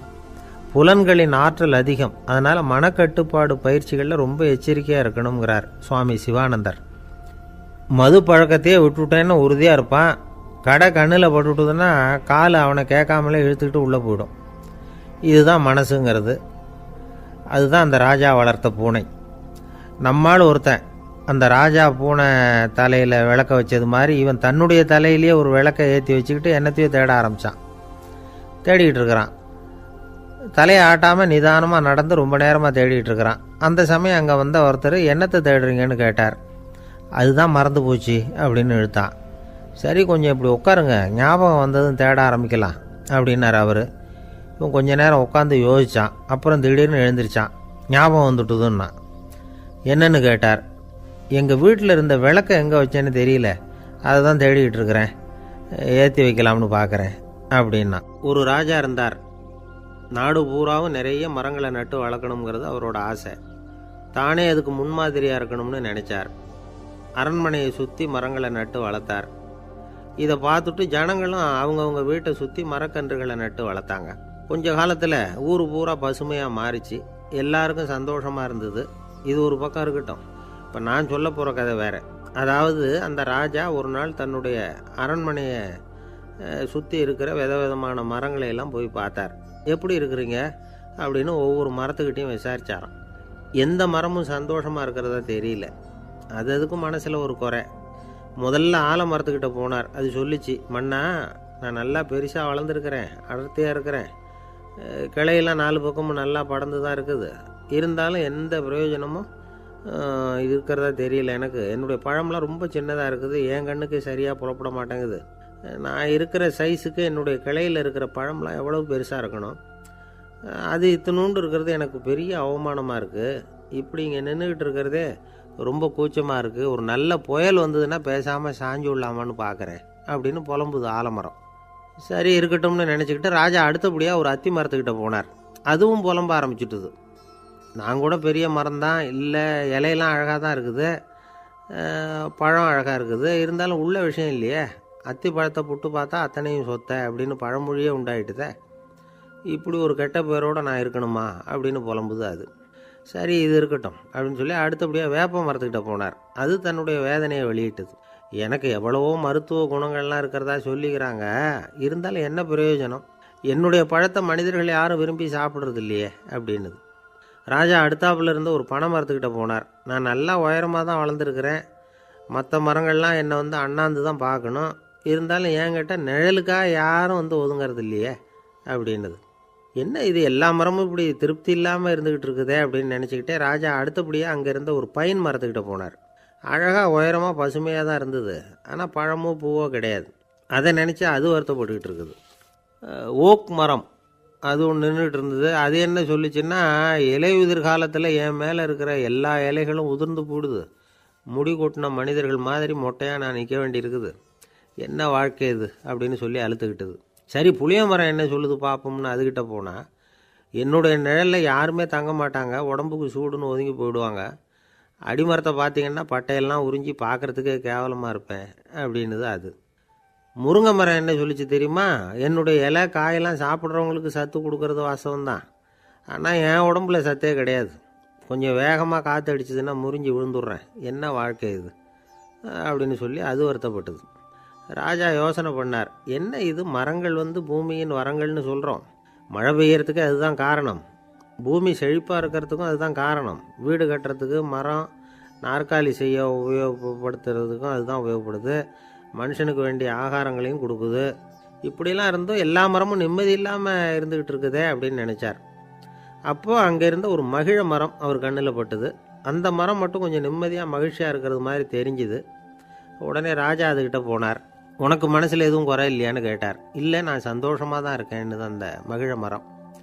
அப்படியான்னு ஆச்சரியமாக கேட்டார் ராஜா. ஆமாம் மன்னா, இந்த இடத்துல நீங்கள் ஒரு முருங்கை மரத்தையோ வேப்ப மரத்தையோ கூட நட்டிருக்கலாம், ஆனால் இந்த இடத்துல நடுறதுக்கு என்ன தேர்ந்தெடுத்துருக்குறீங்க, அதுவே எனக்கு பெருமை, அதுவே எனக்கு திருப்தி அப்படின்னு தான் மகிழ மரம். மகிழ மரம் சாதாரணமாக தான் இருக்கும், இளம் மஞ்சள் நிறத்தில் பூக்கள், அது காய்ந்தும் மனம் வீசும். மகிழ மரம் மாதிரி மன திருப்தியோடு வாழறதுக்கு நாம் கற்றுக்கணுமா. நாம் இந்த உலகத்தில் ஒரு நாயாவோ நரியாவோ கூட பிறந்திருக்கலாம், மனுஷனாக பிறந்திருக்கிறோம், அதுவே பெருமை தானே. இந்த நிறைவு தான் மகிழ்ச்சியின் ரகசியம். ஒரு பையன் அப்பா கிட்ட போய், அப்பா, நீங்கள் இந்த உலகத்தில் ஒரு மனுஷனாக பிறந்தது என்னோட அதிர்ஷ்டம் நானா. ஏண்டா அப்படி சொல்கிறேன்னு இருக்கார் அப்பா. நீங்கள் ஒரு கரடியாக பிறந்திருந்தா இந்நேரம் நானும் ஒரு கரடி குட்டியாக தானே இருந்திருப்பேன் அப்படின்னு நானா பையன். இந்த உலகத்தில் நாம் நல்லபடியாக இருக்கணும்னா அதுக்கு முக்கியமாக தேவைப்படுறது 2. ஒன்று செல்வம், இன்னொன்று அறிவு. சரி, இது ரெண்டில் சிறந்தது எது அப்படின்னு ஒரு கேள்வி கேட்டால் என்ன பதில் சொல்கிறது? இதே கேள்வியை ஹஸ்ரத் அலி அவர்கள்கிட்ட கேட்டாங்களாம். அவர் ஒரு பெரிய அறிஞர். கேள்வி கேட்டவங்களும் சாதாரண ஆட்கள் இல்லை, இவங்களும் அறிஞர்கள். ஒரு நாள் ஹஸ்ரத் அலி அவர்கள்கிட்ட 10 அறிஞர்கள் வந்தாங்களாம். ஐயா, நாங்கள் 10 பேரும் உங்ககிட்ட ஒரே கேள்வியை தான் கேட்க வந்திருக்கிறோம். ஆனால் எங்கள் 10 பேருக்கும் நீங்கள் தனித்தனியாக பதில் சொல்ல முடியுமா அப்படின்னு கேட்டிருக்காங்க. அதாவது அவங்க ஒரே கேள்விக்கு இவர்கிட்ட இருந்து 10 விதமான பதில் எதிர்பார்க்குறாங்க. சரி கேளுங்க, என்ன கேள்வி அப்படின்னார் அவர். அப்போ தான் அவங்க கேட்டாங்களாம், செல்வம் அறிவு இது ரெண்டில் சிறந்தது எது? இதுதான் கேள்வி. ஹஸ்ரத் அலி என்ன பண்ணார் தெரியுமா? அவங்கள ஒவ்வொருத்தராக கூப்பிட்டார். ஒவ்வொரு விதமான பதிலை சொல்லி அனுப்புனார். முதல்ல ஒருத்தரை கூப்பிட்டார், சொன்னார், அறிவுங்கிறது தீர்க்கதரிசிகள், ஞானிகள், மகான்கள் இவங்களோட பரம்பரை சொத்து. ஆனால் செல்வம்ங்கிறது கொடுங்கோலரின் ஆயுதம். அதனால் அறிவு தான் சிறந்தது அப்படின்னார். ரெண்டாவது ஆளை கூப்பிட்டார். உங்ககிட்ட செல்வம் இருந்தால் நீங்கள் தான் அதை காப்பாற்றணும். ஆனால் அறிவு உங்களை எப்பவும் காப்பாற்றும். ஆகவே அறிவு தான் சிறந்தது அப்படின்னார். மூணாவது ஆளை கூப்பிட்டார். செல்வந்தனுக்கு எப்போதும் விரோதிகள் அதிகம், ஆனால் அறிஞனுக்கு நண்பர்கள் அதிகம். அதனால் அறிவு தான் சிறந்ததுன்னார். அடுத்தவரை கூப்பிட்டார். செல்வம் அடுத்தவங்களுக்கு கொடுக்க கொடுக்க குறையும், ஆனால் கல்விங்கிறது அதிகரிச்சுக்கிட்டே வரும், கொடுக்கறதுனால குறையாது. அதனால் அறிவு தான் சிறந்ததுன்னார். இன்னொருத்தரை கூப்பிட்டார். அறிவுள்ளவன் எப்பவும் அதை அடுத்தவங்களுக்கு வாரி வழங்கிக்கிட்டே இருப்பான். அதனால் அவங்ககிட்ட தாராளத்தன்மை இருக்கும். ஆனால் செல்வந்தன்கிட்ட கஞ்சத்தனம் தான் இருக்கும். அதனால் அறிவு தான் சிறந்ததுன்னார். ஆறாவது நபரை கூப்பிட்டார். செல்வத்தை கள்வர்கள் திருடிட்டு போக முடியும், ஆனால் அறிவை அப்படி திருடிட்டு போக முடியாது அப்படின்னார். ஏழாவது நபரை கூப்பிட்டார். செல்வம் கால ஓட்டத்தில் அழிஞ்சிரும், ஆனால் அறிவை கால ஓட்டம் ஒன்றும் பண்ண முடியாது. ஆகவே அறிவே சிறந்ததுன்னார். எட்டாவது ஆளை கூப்பிட்டு சொன்னார், செல்வத்துக்கு எப்பவும் எல்லை உண்டு, நிறை உண்டு, அளவு உண்டு, கணக்கு உண்டு. ஆனால் அறிவுக்கு அப்படிப்பட்ட எல்லை எதுவும் கிடையாது. அதனால் அதுதான் சிறந்ததுன்னார். அடுத்தவனை கூப்பிட்டார். செல்வம் உள்ளத்தில் உள்ள ஒளியை போக்கிவிடும், இருட்டை உண்டாக்கிவிடும், விரிந்த மனப்பான்மையை குறுகலாக்கிவிடும். ஆனால் அறிவு அப்படி இல்லை, இருண்ட உள்ளத்தில் ஒளியை பாய்ச்சி அதை விசாலப்படுத்துது. அதுதான் சிறந்ததுன்னார். கடைசியாக 10வது நபரை கூப்பிட்டார். செல்வம் மனசில் செருக்கை உண்டாக்குது, ஆணவத்தை ஏற்படுத்துது. அதனால் நானே கடவுள்னு நினைக்கிற அளவுக்கு மனுஷனை தாழ்த்தி விடுது. ஆனால் அறிவு பணிவையும் பண்பாட்டையும் வளர்க்குது. அதனால் அறிவு தான் சிறந்ததுன்னார். ஆக இப்படி 10 பேருக்கும் 10 விதமாக பதில் சொன்னது மூலமாக ஹஸ்ரத் அலி அவர்கள் அறிவு தான் செல்வத்தை விட சிறந்தது அப்படிங்கிறதுக்கு 10 காரணங்களை சுட்டி காட்டியிருக்கார். அந்த அறிஞர் 10 பேர் கேட்ட ஒரே கேள்விக்கு 10 பதில் சொன்னார். நமக்கு வேண்டிய ஒருத்தர் 10 பேர் கேட்ட கேள்விக்கு ஒரே பதில் சொல்லி சமாளித்தார். கேள்வி என்ன தெரியுமா? என்கிட்ட வாங்கின கடனை எப்போயா திருப்பி கொடுக்க போகிற? இதுதான் அந்த 10 பேரும் கேட்ட ஒரே கேள்வி. இந்த மாதம் 26ஆம் தேதி தந்துடுறேன் அப்படிங்கிற ஒரே பதில் சொல்லி அவ்வளவு பேரையும் இவர் அனுப்பி வச்சுட்டாராம். எல்லாரும் போனதுக்கப்புறம் இவரை தனியாக கூப்பிட்டு கேட்டிருக்கிறாங்க. அது என்ன சார் கணக்கு, 26ஆம் தேதி அன்னைக்கு என்ன அதிசயம் நடக்க போகுது அப்படின்னு கேட்டிருக்காங்க. அதிசயம் அன்னைக்கு இல்லை, அதுக்கு நாளே நடக்க போகுதுன்னாராம். விவரமாக சொல்லுங்கன்னு இருக்காங்க. வேறு ஒன்றும் இல்லைங்க, 26ஆம் தேதி தானே எல்லாரையும் வர சொல்லியிருக்கிறேன், அதுக்கு நாளே நான் புறப்பட்டு தலைமறைவாயிட போகிறேன் அப்படின்னாராம் ரொம்ப பெருமையாக. துருக்மேனியாவில் அஷ்காபாத் அப்படின்னு ஒரு நகரத்தில் ஒரு புவியியல் விஞ்ஞானி இருந்தார். அவர் ஒரு நாய்க்குட்டி வளர்த்தார். ஒரு நாள் முன்னிரவு நேரம் ஒரு மேஜைக்கு முன்னாடி உட்காந்து அந்த விஞ்ஞானி ஏதோ கணக்கு போட்டுக்கிட்டு இருக்கிறார். அவருக்கு ஒரு சின்ன பெண் குழந்தை, அது தொட்டிலில் தூங்கிட்டு இருக்குது. அந்த நாய்க்குட்டியும் ஒரு மூலையில் படுத்து அது பாட்டுக்கு தூங்கிட்டு இருந்தது. ஒரே அமைதி. அந்த நேரத்தில் திடீர்னு அந்த நாய்க்குட்டி துள்ளி எழுந்திரிச்சிது. நேராக குழந்தைகிட்ட ஓடிச்சு. அந்த குழந்தைய அது போட்டிருந்த ட்ரெஸ்ஸோடு சேர்த்து கவ்வி தூக்குச்சு. தூக்கிக்கிட்டு வாசல் பக்கம் ஓடிச்சு. நாய்க்குட்டி குழந்தைய கவ்வி தூக்க முடியுமாங்கிற சந்தேகம் உங்களுக்கு இல்லையா? நீங்கள் நம்ம ஊர் நாய்க்குட்டியவே பார்த்து பழக்கப்பட்டிருக்கீங்க, அதனால் நம்புறதுக்கு சிரமமாக இருக்கும். அந்த ஊர்லெலாம் அது ரொம்ப ஸ்ட்ராங்காக இருக்கும், ஒரு ஏதோ கண்ணுக்குட்டி மாதிரி இருக்கும். விஞ்ஞானி அதை பார்த்துட்டார். உடனே அந்த நாய்க்கு வெறி பிடிச்சிட்டுதுன்னு முடிவு பண்ணிவிட்டு தன்னோட கை துப்பாக்கி எடுத்துக்கிட்டு ஓடி வந்தார். அவர் வெளியில் நாய்க்குட்டி எங்கே அப்படின்னு பார்த்து தேடுறார். அந்த நேரத்தில் அந்த வீடு இடிஞ்சு விழுது. காரணம் பூமி அதிர்ச்சி. இப்படி பூமி அதிர்ச்சி உண்டாக போகுதுங்கிறது அந்த நாய்க்குட்டிக்கு முன்னாடியே தெரிஞ்சு போச்சு. அதுதான் குழந்தைய தூக்கிட்டு வெளியில் ஓடி வந்திருக்குது. அது மூலமாக அந்த குடும்பத்தையே காப்பாற்றியிருக்குது அந்த நாய்க்குட்டி. இந்த சம்பவம் நடக்கிறதுக்கு 3 நாளைக்கு முன்னாடியே சில பிராணிகளுக்கு இப்படி நடக்க போகுதுங்கிறது தெரிஞ்சிருக்குதான். ஆமாம், அந்த நகரத்தில் 3 நாளைக்கு முன்னாடியே பாம்பு, பல்லி இதெல்லாம் அது தங்கியிருந்த வலையை விட்டு வெளியில் ஓடி வந்துட்டுது. அதே மாதிரி அங்கே இருந்த புறாவெல்லாம் பறந்து போயிடுச்சான். இதே மாதிரி யுகோஸ்லோவியாவில் கூட ஒரு நகரம், அங்கே ஒரு நாள் ராத்திரி ஒரு மிருக காட்சி சாலையில் திடீர்னு ஒரு பெரிய கலவரம், கூச்சல், குழப்பம். அங்கே இருந்த கழுதை, புலி, யானை, பறவை எல்லாம் கண்ணாபின்னான்னு கத்த ஆரம்பிச்சுட்டுது. நேர் யானை அதுக்குன்னு போடப்பட்டிருந்த தடுப்பையே தாண்டி குதித்து வெளியில் வந்துட்டு தான். மறுநாள் தான் எல்லாருக்கும் விஷயம் புரிஞ்சுது. அடுத்த நாள் காலையில் அங்கே பூமி எதிர்ச்சி உண்டாயிட்டுது. இப்போ பாருங்கள், அதாவது மனுஷனை போய் தீர்க்க தரிசி அது இதுன்னு சொல்லிகிட்டு இருக்கிறோம். இவனை விட அது பரவாயில்லைன்னு தோணுது. அதாவது மிருகங்கள் ஒன்று நடக்க போகுதுங்கிறத முன்னாடியே புரிஞ்சுக்குதே. சரி, இதெல்லாம் எப்படி அது முன்கூட்டி புரிஞ்சுக்குது? அதுதான் படைப்பு ரகசியம். அதை கண்டுபிடிக்கிறதுக்கு தான் மனுஷன் ஆராய்ச்சி பண்ணிகிட்டு இருக்கிறான். விஞ்ஞானிகளோட ஆராய்ச்சியெல்லாம் ஒரு பக்கம் இருக்கட்டும், வீட்டுக்குள்ளேயே சில ஆராய்ச்சி பண்ணி பாருங்களேன். இப்போ சில யோசனை சொல்லி அதை சோதனை பண்ணி பாருங்க அப்படின்னு ஒருத்தர் சொன்னாராம். அதாவது இப்போ மழை வருமா வராதா அப்படின்னு தெரிஞ்சுக்கணுமா, உடனே ஒரு பூனைக்குட்டி பின்னாடியே மெதுவாக போய் அது என்ன செய்யுதுன்னு கவனித்து பார்க்கணும். பூனைக்குட்டி தன்னோட பாதத்தினால சுகத்தில் அப்படி கீறிக்கிட்டு இருக்கும். அப்படி கீறினா கண்டிப்பாக மழை வரும். சில சமயம் பூனைக்குட்டி அப்படியே மல்லாந்து படுத்துக்கிட்டு பாதத்தை உயர தூக்கும், அப்படியும் எப்படியும் புரளும். இப்படி செஞ்சதுன்னா அன்னைக்கும் மழை இருக்காது. அதனால் முன்னாடி இருந்தது மழை வர்றதுக்கு அறிகுறி, இது மழை இல்லைங்கிறதுக்கு அறிகுறி. பறவைகள், பிராணிகள் இதுகளோட நடவடிக்கைகளை பார்த்துட்டு அதையெல்லாம் அடிப்படையாக வச்சு தான் காலநிலையை கண்டுபிடிக்கிற கருவிகளை கண்டுபிடிச்சிருக்கிறாங்க. வாத்து இருக்குல்ல, சில சமயம் தன்னோட அழகை தன்னோட இறகுகளில் அப்படியே புதைச்சிக்கும். அப்படி செஞ்சால் குளிர்காலம் வரப்போகுதுன்னு அர்த்தம். பருவநிலை குளிராக மாறப்போகுதுங்கிறதுக்கு இதுதான் அறிகுறி.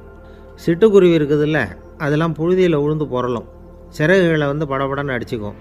அப்படி செஞ்சால் மழை வரப்போகுதுன்னு அர்த்தம். ஒன்று மட்டும் நாம் நல்லா தெரிஞ்சுக்கணும், இயற்கையின் சீற்றம்னு சொல்கிறோம் இல்லையா, இயற்கை ஏன் நம்ம மேலே கோவப்படுது? இயற்கையை நாம் அனுசரித்து போகிறதில்ல, அதனால் கோவப்படுது. காடுகளை அழிக்கக்கூடாது, விலங்குகளை கொல்லக்கூடாது, இயற்கை ஏற்படுத்தி வச்சுருக்கிற சமநிலையை கெடுக்கக்கூடாது. அதை புரிஞ்சுக்கிட்டு வாழ்ந்தோம்னா பூமியும் நடுங்காது, நாமளும் நடுங்க வேண்டிய அவசியம் இருக்காது.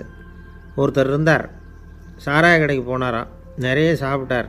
அப்புறம் சொன்னார், இது ரொம்ப அற்புதமான சரக்கு போல் இருக்குது, உள்ளே போன உடனே இந்த பூமியே நடுங்கிறது மாதிரி இருக்குது எனக்கு அப்படின்னாராம்.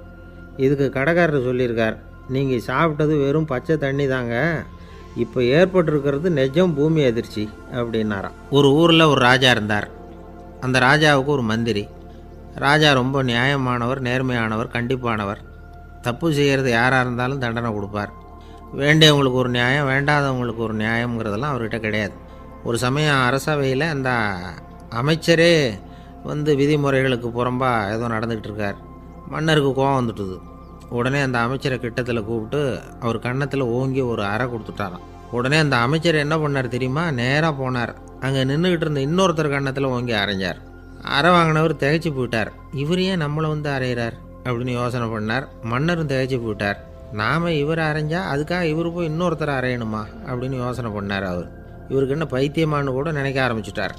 ஆனால் என்ன ஆச்சுன்னா, அப்புறம் அமைச்சர் அவர் கவனிச்சிக்கிட்டு இருந்தாரா, அவர் இன்னொருத்தரை அரைஞ்சார் இல்லையா, அந்த அறை வாங்கின ஆசாமியை பார்த்து கத்திக்கிட்டு இருந்தார்.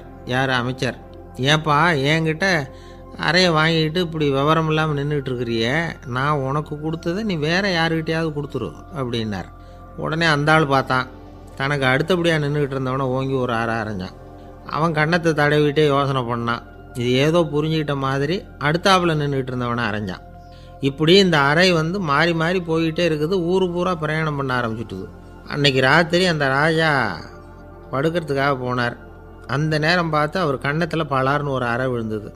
நம்மளே அரையிறது யார் அப்படின்னு அதிர்ச்சியோட மன்னர் திரும்பி பார்க்குறாரு. அரைஞ்சது அவரோட மனைவி. என்னாச்சு உனக்குன்னு கத்துனார் ராஜா. உங்களுக்கு தெரியாதா, ஊர் பூரா ஒருத்தர் மாற்றி ஒருத்தர் மூலமாக இந்த அறை பிரயாணம் பண்ணிட்டு வருது அப்படின்னாங்க அந்த அம்மா. அப்படின்னா ஆரம்பித்த இடத்துக்கே வந்துட்டுதா அப்படின்னாராம் மன்னர். என்ன சொல்கிறீங்கன்னு கேட்டிருக்காங்க. இவர் விவரத்தை சொன்னாராம். அப்படின்னா நீங்கள் ஆரம்பித்து வச்ச இந்த விளையாட்டை நான் முடிச்சு வச்சுட்டேன் அப்படின்னாங்களாம் அந்த அம்மா. மறுநாள் காலை மறுபடியும் அரசவை கூடிச்சு அந்த அமைச்சர் மன்னரை பார்த்து கேட்டார், என்ன மகாராஜா, என்கிட்ட கொடுத்ததை திருப்பி வாங்கிட்டீங்களா அப்படின்னாராம். இப்படி நடக்கும்னு நான் எதிர்பார்க்கவே இல்லைன்னார் மன்னர். ஆனால் நான் எதிர்பார்த்தேன். அது எங்கே போயிட போகுது, ஊர் பூரா சுற்றி கடைசியில் உங்ககிட்ட தான் சேரும் அப்படிங்கிறது எனக்கு தெரியும் அப்படின்னாராம் அமைச்சர். இந்த கதை வேடிக்கையாக இருந்தால் கூட இதில் உள்ள கருத்து முக்கியமானது. இந்த உலகத்தில் பல கருத்துக்கள் இப்படி தான் மாறி மாறி சுற்றி வந்துக்கிட்டே இருக்குது.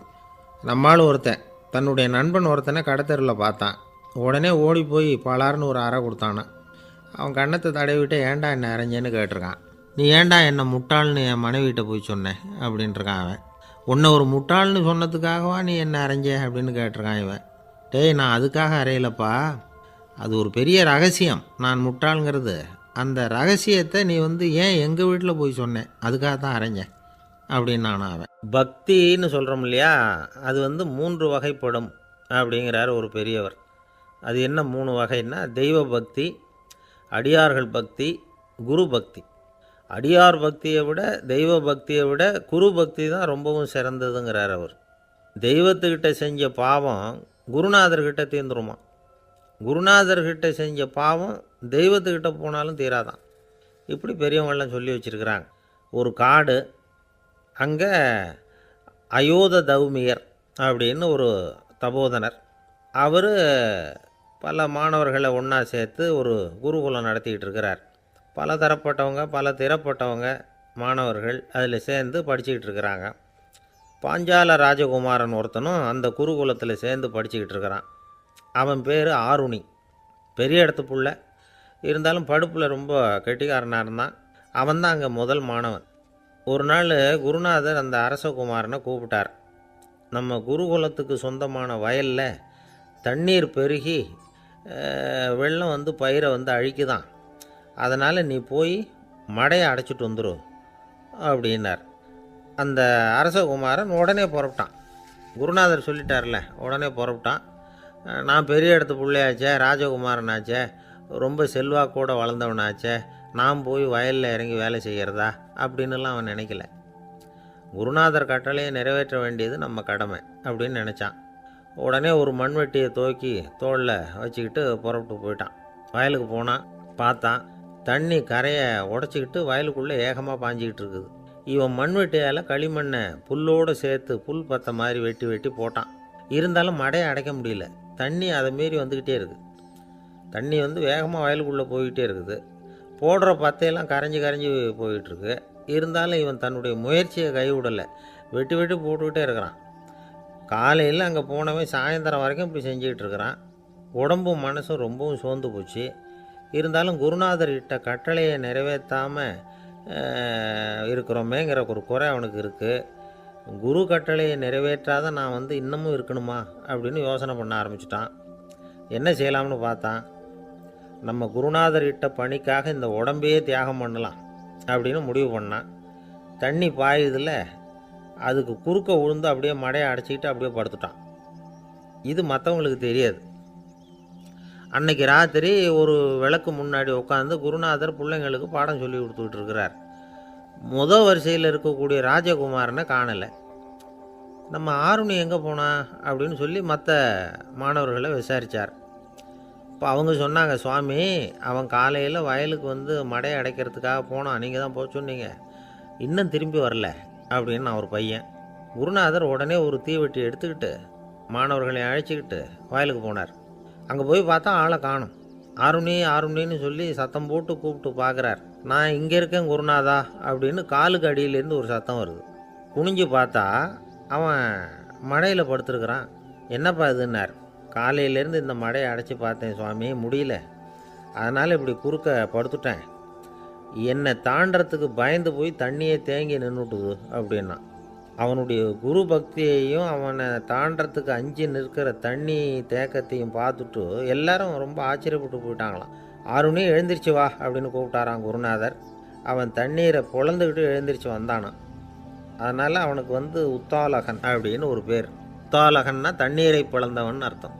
அந்த உத்தாலகன் மாதிரி இந்த காலத்து மாணவர்களுக்கும் குரு பக்தி வேணும் அப்படின்னு சொன்னோம் ஒரு பள்ளிக்கூடத்தில். உடனே நிறைய மாணவர்கள் எழுந்திரிச்சு நின்னாங்க.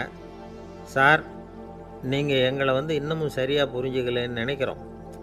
அன்னைக்காவது ஒருத்தன் அப்படி இருந்தான், இன்றைக்கி ஏகப்பட்ட உத்தாலகர்கள் இருக்கிறோம். எங்கள் வாத்தியார் கட்டளை இட்டால் இப்போவே அது மாதிரி வயலுக்கு போய் மடையில் குறுக்கப்படுத்துக்கிறதுக்கு இந்த வகுப்பில் உள்ள அத்தனை பேரும் தயாராக இருக்கிறோம் அப்படின்னாங்க. அப்படியா அப்படின்னு சொல்லி கேட்டோம் ரொம்ப சந்தோஷமாக. ஒருத்தன் ரொம்ப அடக்கமாக எழுந்திரிச்சான். அப்புறம் சொன்னான், ஆமாம் சார், வகுப்பில் இவர் நடத்துகிற பாடத்தை கேட்டுக்கிட்டு இருக்கிறத விட பேசாமல் போய் மடையில் படுத்துடுறது ஒன்றும் கஷ்டமான காரியமாக இருக்காது.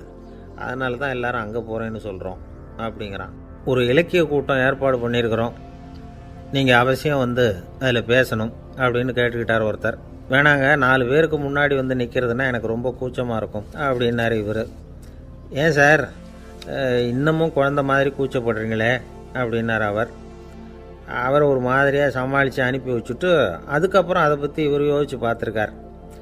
சில நிபுணர்கள் எழுதியிருக்கிறத படித்தும் பார்த்துருக்கிறார். மனோதத்துவ நிபுணர்கள் என்ன சொல்கிறாங்க தெரியுமா? 10லேருந்து 20% குழந்தைகள் பிறக்கிறப்பவே கூச்ச சுபாவம் கொண்டதாக தான் இருக்குதாம். ஒரு தாத்தா தன்னோட பேர பிள்ளைய ஆசையாக கூப்பிடுறார் விளையாட்டு காட்ட, அதை அழுதுகிட்டு ஓடி போகுது. ஒரு அம்மா தன்னோட பிள்ளைய பள்ளிக்கூடத்தில் சேர்க்கறதுக்காக கூப்பிட்டுக்கிட்டு போகிறாங்க. அந்த புள்ள அம்மாவோட முந்தானையில் ஒளிஞ்சிக்கிட்டு வெளில வரமாட்டேங்குது. இவங்களெல்லாம் எப்படி சமாளிக்கிறது? குழந்தைகளோட கூச்ச சுபாவத்தை போக்குறது எப்படி? இதுக்கு நிபுணர்கள் சில யோசனைகளை சொல்லியிருக்கிறாங்க. மற்றவங்களுக்கு முன்னாடி என் பையனுக்கு கூச்சம் ரொம்ப அதிகம் சார், மற்றவங்க பார்த்தா ரொம்ப வெக்கப்படுறான், இப்படி சொல்கிற அப்பாக்கள் உண்டு. என் பையன் புது மனுஷாலை பார்த்தா அட்டையாக ஒட்டிக்குவான் சார் அப்படின்னு சொல்கிற அப்பாக்களும் உண்டு. இப்படிலாம் குழந்தைகளுக்கு முத்திரை குத்துறது ரொம்ப தப்பான். புதுசாக யாராவது வீட்டுக்கு வந்தால் குழந்தை தானாக தன்னோட கூச்சத்தையும் பயத்தையும் போக்கிக்கிட்டு சகஜமாக மாறி வர்றதுக்கு வாய்ப்பு கொடுக்கணுமா. ஒரு கூட்டத்துக்கோ அல்லது சொந்தக்காரங்க கல்யாணத்துக்கோ குழந்தைய அழைச்சிட்டு போகிறீங்க, அங்கே போய் கட்டாயப்படுத்தி குழந்தைய மற்றவங்க கிட்ட பேச சொல்லக்கூடாது. சில சமயம் குழந்தை தானாக தன்னுடைய கூச்ச சுபாவத்தை விட்டு பேசுகிறதுக்கு முன் வந்தால் அதை பாராட்டணும். குழந்தை கலகலப்பு இல்லாமல் மௌனமாக இருந்ததுன்னா அதையும் கண்டுக்கக்கூடாது. குழந்தை பேச ஆரம்பித்தா அதை ஆர்வத்தோடு கவனிக்க தெரியணும். கலந்து உரையாடுற பழக்கத்தை வீட்லேயே ஆரம்பிக்கலாம். கேட்டதுக்கு பதில் சொல் அப்படின்னு நீங்கள் அதிகாரம் பண்ணிகிட்டு இருக்கக்கூடாது. அது குழந்தைக்கு பேசுகிற சந்தர்ப்பத்தை குறைச்சிருமா. இப்போ நாம் அதிகாரம் பண்ணால் கேலி செய்கிற பழக்கம் குழந்தைகளை ரொம்ப பாதிச்சிருமா. பெரியவங்களானதுக்கு அப்புறமும் சில பேர் கூச்சத்தோடவும் பயத்தோடவும் இருக்கிறதுக்கு இதுதான் காரணம். சின்ன வயசில் அவங்கெல்லாம் ஏதாவது கேலிக்கு ஆளாகி இருப்பாங்க. 2வது குழந்தை மூத்த குழந்தைய கேலிக்கு ஆளாகிற சந்தர்ப்பங்களை கண்டு கேலி பண்ணினா அது இளம் நெஞ்சங்களை விட்டு நீங்கிறதே இல்லையா. எப்பவும் குழந்தையோட நடை உடை பாவனைகளை பற்றி சொல்லிக்கிட்டே இருக்கக்கூடாதான். அதுவே கூச்ச சுபாவத்தை கொண்டுட்டு வந்துடுமா. அப்பா எங்கேன்னு யாராவது கேட்டால் இது மாதிரி இன்ன காரியத்துக்காக வெளியில் போயிருக்கார், இத்தனை மணிக்கு திரும்பி வருவார் அப்படின்னு சொல்கிற அளவுக்கு குழந்தைகளை பழக்கப்படுத்தி வைக்கணும். ஃபோன்லேயே யாராவது விசாரித்தா கூட இது மாதிரி பதில் சொல்லு அப்படின்னு சொல்லணும். சின்ன சின்ன மீட்டிங்கில் 4 வார்த்தை பேச தயார் பண்ணலாம். ஒரு கடையிலையோ அல்லது ஹோட்டல்லையோ ஏதாவது விவரம் கேட்கணும்னா உங்கள் குழந்தைய தைரியமாக அனுப்புங்க. குழந்தைகள் பணிவாகவும் பொறுமையாகவும் விவரம் கேட்குறப்போ கூச்ச சுபாவம் தானாக போயிடும். சின்ன வயசுலேயே இப்படிலாம் பழக்கப்படுத்தினா தான் வருங்காலத்தில் தைரியமாக இந்த சமுதாயத்தில் வாழ முடியும். இல்லைன்னா 60 வயசுலேயும் அடுப்பங்கரையை விட்டு வெளில வர்றதுக்கு கூச்சப்பட்டுக்கிட்டு தான் இருக்க வேண்டியிருக்கும். இந்த காலத்து பிள்ளைங்க எவ்வளவோ பரவாயில்ல, எதுக்கும் தயங்குறதில்ல, கூச்சப்படுறதில்ல. ஒரு அம்மா அடுப்பங்கரையிலேருந்து சத்தம் போட்டாங்க, டேய் ராமு, தயவு பண்ணி அந்த டிவியை நிறுத்துறா, அந்த பெண்ணோட குரல் மகா மோசம், அடுப்பங்கரையில் இருக்கிற என்னாலேயே அதை சகிச்சிக்க முடியல அப்படின்னாங்களாம். உடனே பையன் கொஞ்சம் கூட தயங்காமல் பதில் சொல்கிறான், அம்மா, இந்த குரல் டிவியிலேருந்து வரல, எதிர்த்த விட்டு மாமி தான் இங்கே வந்திருக்கிறாங்க, அவங்க தான் இப்போ என்னோட பேசிக்கிட்டு இருக்கிறாங்க அப்படின்னு நானும். ஐயா, உங்கள் பேரை தொடர்ந்து தினம் கேட்டுக்கிட்டு இருக்கிறேன் அப்படின்னார் ஒருத்தர். தொடர்ந்து கேட்குறீங்களே, உங்களுக்கு காது வலிக்கலையா அப்படின்னு கேட்டோம். பேசுகிற உங்களுக்கே வாய் வலிக்கலை அப்படிங்கிறப்போ கேட்குற எங்களுக்கு எப்படி காது வலிக்கும் அப்படின்னார். நம்ம உடம்புல ஒரு அதிசயம் என்ன தெரியுமா? ரொம்ப நேரம் நாம் நடக்கிறோம்னு வச்சுக்கோங்க, கால் வலிக்கும். ரொம்ப நேரம் வேலை செஞ்சால் கை வலிக்கும், உடம்பு வலிக்கும். ரொம்ப நேரம் பார்த்துக்கிட்டே இருந்தால் கண்ணு வலிக்கும். ரொம்ப நேரம் பேசிக்கிட்டே இருந்தால் வாய் கூட வலிக்கும். ஆனால் ரொம்ப நேரம் கேட்டுக்கிட்டே இருக்கிறதுனால காது வலிக்கிறது இல்லை. அதனால் கேட்குறதுக்கு முக்கியத்துவம் கொடுத்தாங்க நம்ம பெரியவங்க. திருவள்ளுவர் தேவையில்லாமல் வார்த்தைகளை உபயோகப்படுத்த மாட்டார். ஒரு திருக்குறள்னு எடுத்துக்கிட்டாவே அதில் மொத்தம் 7 வார்த்தைகள், அவ்வளவுதான். அப்படி 7 வார்த்தைகள் மட்டுமே உள்ள ஒரு திருக்குறளில் வள்ளுவர் ஒரே வார்த்தையை 5 தடவை உபயோகப்படுத்தியிருக்கிறார், திரும்ப திரும்ப பயன்படுத்தியிருக்கிறார். அப்படின்னா அதை எந்த அளவுக்கு வலியுறுத்தி சொல்கிறார் அப்படிங்கிறத நாம் புரிஞ்சுக்கணும். அது என்ன குறள்? செல்வத்துள் செல்வம் செவிச்செல்வம், அச்செல்வம் செல்வத்துள் எல்லாம் தலை. செவிச்செல்வம்ங்கிறது அவ்வளவு முக்கியமானது. கற்றலின் கேட்டல் நன்று. அதிகம் கேட்கணுங்கிறதுக்காக தான் எவ்வளவு கேட்டாலும் காது வலிக்கிறதில்ல. குறைச்சலாக பேசணும், அதிகமாக கேட்கணும். இன்னொரு விஷயம் கவனிங்க, நம்ம உடம்பில் கண்ணுக்கு மூடி இருக்குது, எதையாவது நாம் பார்க்க விரும்பலைன்னா உடனே கண்ணை மூடிக்கலாம். நம்ம வாய்க்கு மூடி இருக்குது, பேச விருப்பம் இல்லையா, வாயை மூடிக்கலாம். மூக்குக்கு கூட மூடிக்கிற வசதி இருக்குது, எதையாவது முகர விருப்பம் இல்லையா, மூச்சை அடக்கிக்கலாம். ஆனால் பாருங்கள், காதுக்கு மூடி கிடையாது, அதை கையால் தான் மூட முடியும். யார் என்ன சொன்னாலும் அது நல்லதோ கெட்டதோ காதில் விழுந்துக்கிட்டு தான் இருக்கும். அறிவு தான் நல்ல விஷயங்களை எடுத்துக்கிட்டு கெட்ட விஷயங்களை விட்டுடணும். நல்ல கருத்துக்கள் நம்ம காதில் நிறைய விழுந்துக்கிட்டே இருக்கணும். அதை கேட்டு நாம் நல்லபடியாக வாழணுங்கிறது தான் படைப்பின் விருப்பம். ஆன்மீகவாதிகள் கூட ஒன்று சொல்லுவாங்க, அதாவது ஆன்மீக பாதையில் நீங்கள் முன்னேறணும்னா முதல்ல சிரவணம் செய்யணும்பாங்க. அதாவது பெரியவங்க சொல்கிற நல்ல கருத்துக்களை கேட்கணும் அப்படின்னு அதுக்கு அர்த்தம். அதனால் யார் நல்ல கருத்துக்களை சொன்னாலும் அதை காது கொடுத்து கேளுங்க. இவ்வளவு கருத்துக்களையும் நம்ம நேயர் ஒருத்தர்கிட்ட சொல்லிகிட்டு இருந்தோம். அவரும் சரி சரின்னு தலையாடிக்கிட்டே இருந்தார். அப்புறம் சொன்னார், நீங்கள் சொல்கிறது சரி தான் சார், காதுக்கு மூடி இல்லைங்கிறது ரொம்ப சரி. அதனால தான் உங்கள் தகவல் கூட நாங்கள் விரும்புகிறோமோ இல்லையோ தினம் காதில் விழுந்துக்கிட்டு இருக்குது அப்படின்னார். எங்களுக்கு ரொம்ப பெருமையாக இருந்தது. அப்படியா அப்படின்னோம். ஆனாலும் என்ன மாதிரி சில பேர் நீங்கள் தகவல் சொல்கிற சமயத்தில் காதில் மூடி இல்லையேன்னு சொல்லி கவலைப்படுறதில்ல சார் அப்படின்னார். ஏன்னு கேட்டோம். காதை மூடுறதுக்கு தானே வசதி இல்லை, ரேடியோவை மூடுறதுக்கு வசதி இருக்குதுல்ல, அதனால் டக்குன்னு அதை மூடி வச்சுருவோம் அப்படின்னார். வங்க நாவலாசிரியர் சரத் சந்திரர் ஒரு நண்பர் அவர்கிட்ட வந்தார். வழக்கமாக எல்லா எழுத்தாளர்கள்கிட்டையும் கேட்குற ஒரு கேள்வியை கேட்டார். நீங்கள் எழுத்துத்துறைக்கு வந்தது எப்படி? இதுதான் கேள்வி. அதை தெரிஞ்சு என்ன பிரயோஜனம்னார் சரத் சந்திரர். சும்மா சொல்லுங்களேன், தெரிஞ்சுக்கிறேன் அப்படின்னார் வந்தவர். சரி சொல்கிறேன்னு ஆரம்பித்தார். நான் ரங்கூனில் வேலை பார்த்துக்கிட்டு இருந்தேன். சம்பளம் பத்தில், வேலையும் பார்த்துக்கிட்டு ஒரு பலசரக்கு கடை வைக்கலாம்னு நினச்சேன். என்னால் மளிகை கடை வச்சு சரியாக நடத்த முடியுமாங்கிற சந்தேகம் என் மனைவிக்கு. அதை சோதனை பண்ணி பார்க்கணுங்கிறதுக்காக சில பொருள்களின் அளவு, அதோட விலை, இப்படி சிலதை சொல்லி எல்லாத்தையும் மனக்கணக்காக கூட்டி போட சொன்னாங்க. என்னால் சரியாக கூட்டி சொல்ல முடியல. உங்களால் மளிகை கடை நடத்த முடியாதுன்னு சொல்லிவிட்டாங்க. உடனே என்ன பண்ணுறது, வேறு வழி இல்லை, கதை எழுத ஆரம்பிச்சிட்டேன் அப்படின்னார். கேட்டவருக்கு சிரிப்பு வந்துட்டு தான். சரத் சந்திரர் ஒரு பக்கம் சீரியஸான நாவல்கள், சிறுகதைகள் எழுதியிருந்தாலும் அவருடைய இன்னொரு பக்கம் வேறு விதம். நண்பர்கள்கிட்ட பேசும்பொழுதும் சரி, அவர்களுக்கு கடிதங்கள் எழுதும்போதும் சரி, கேலியும் கிண்டலும் நகைச்சுவை உணர்வும் அதிகமாக இருக்கும். காந்திஜி ஒரு சமயம் கல்கத்தாவுக்கு வந்திருந்தார். தேசபக்தர்கள் பல பேர் அவர்கிட்ட பேசிக்கிட்டு இருந்தாங்க. அப்போது சரத் சந்திரரும் அங்கே இருந்தார். கிரண் சங்கர் ராய் அப்படிங்கிறவரும் அங்கே இருந்தார். அவர் சொன்னாராம், காந்திஜியோட பழகிய முதல் வங்காளி நான் தான். போயர் யுத்த காலத்தில் இவர் லண்டனுக்கு வந்திருந்தப்போ என்கிட்ட தான் வங்காள மொழி கற்றுக்கிட்டார் அப்படின்னாராம். உடனே சரத் சந்திரர் காந்திஜியை பார்த்து, இவர் உங்களுக்கு வங்காள மொழி கற்றுக் கொடுத்தது உண்மைதானா அப்படின்னாராம். ஆமான்னாராம் காந்தி. அதனால தான் உங்களால் வங்காள மொழி கற்றுக்க முடியல அப்படின்னாராம். எல்லாரும் சிரித்தாங்களாம். சரத் சந்திரர் சாம்தாபேர் அப்படிங்கிற கிராமத்தில் தங்கியிருந்தார். ஒரு இலக்கிய நிகழ்ச்சியில் கலந்துக்கிறதுக்காக. அதுக்காக ஒரு கல்கத்தாவுக்கு போக வேண்டிய சூழ்நிலை. அதுக்காக புறப்பட்டார். அந்த சமயத்தில் பின்னாடி இருந்து யாரோ அவரை கூப்பிட்டாங்க. இப்படி கூப்பிட்டவரை பார்த்து இன்னொருத்தர் யாரோ அதட்டி இருக்கிறாங்க. போகிறவரை ஏன் இப்படி கூப்பிடுறீங்க அப்படின்னு. ஏன் கூப்பிட்டா என்னன்னு கேட்டிருக்கார் சரத் சந்திரர். புறப்படுறவங்கள பின்னாடி இருந்து கூப்பிடுறது அபசகுனம், போகிற இடத்துல ஏதாவது ஆபத்து வரலாம் அப்படின்னு அதுக்கு விளக்கம் கொடுத்துருக்கிறார் அவர். உடனே சரத் சந்திரர் சொன்னாராம், இதோ இவங்க என்னை இலக்கிய கூட்டத்துக்கு அழைச்சிட்டு போகிறாங்களே, இதை விட வேறு என்ன ஆபத்து வந்துட போகுது அப்படின்னாராம். இப்படி சரத் சந்திரருக்கு இயல்பாகவே நகைச்சுவை உணர்வு உண்டு. அவருடைய நண்பர் ஒருத்தர் வீட்டுக்கு கூப்பிட்டுருந்தார். அங்கே ஒரு கச்சேரிக்கு ஏற்பாடு பண்ணியிருந்தாங்க. சரத் சந்திரருக்கு இயல்பாகவே கச்சேரியில் நீண்ட ஆலோசனையெல்லாம் கேட்குறதுக்கு பொறுமை இருக்காது. அதனால் மெதுவாக பாட போகிறவர் எப்படி அப்படின்னு கேட்டிருக்கார். அவருக்கு ரொம்ப நல்லா பாட தெரியும் அப்படின்னு சொல்லியிருக்கிறாங்க. அதுக்கு சரத் சந்திரர், பாட தெரியுங்கிறது சரி, பாட்டை நிறுத்த தெரியுமா அதை சொல்லுங்கள் முதல்ல அப்படின்னாராம். கங்கை கரை தோட்டம் பக்கத்தில் ஒரு ஆசிரமம், அங்கே ஒரு பெரியவர் தங்கியிருக்கிறார். அவர் தான் ராமகிருஷ்ண பரமஹம்சர்.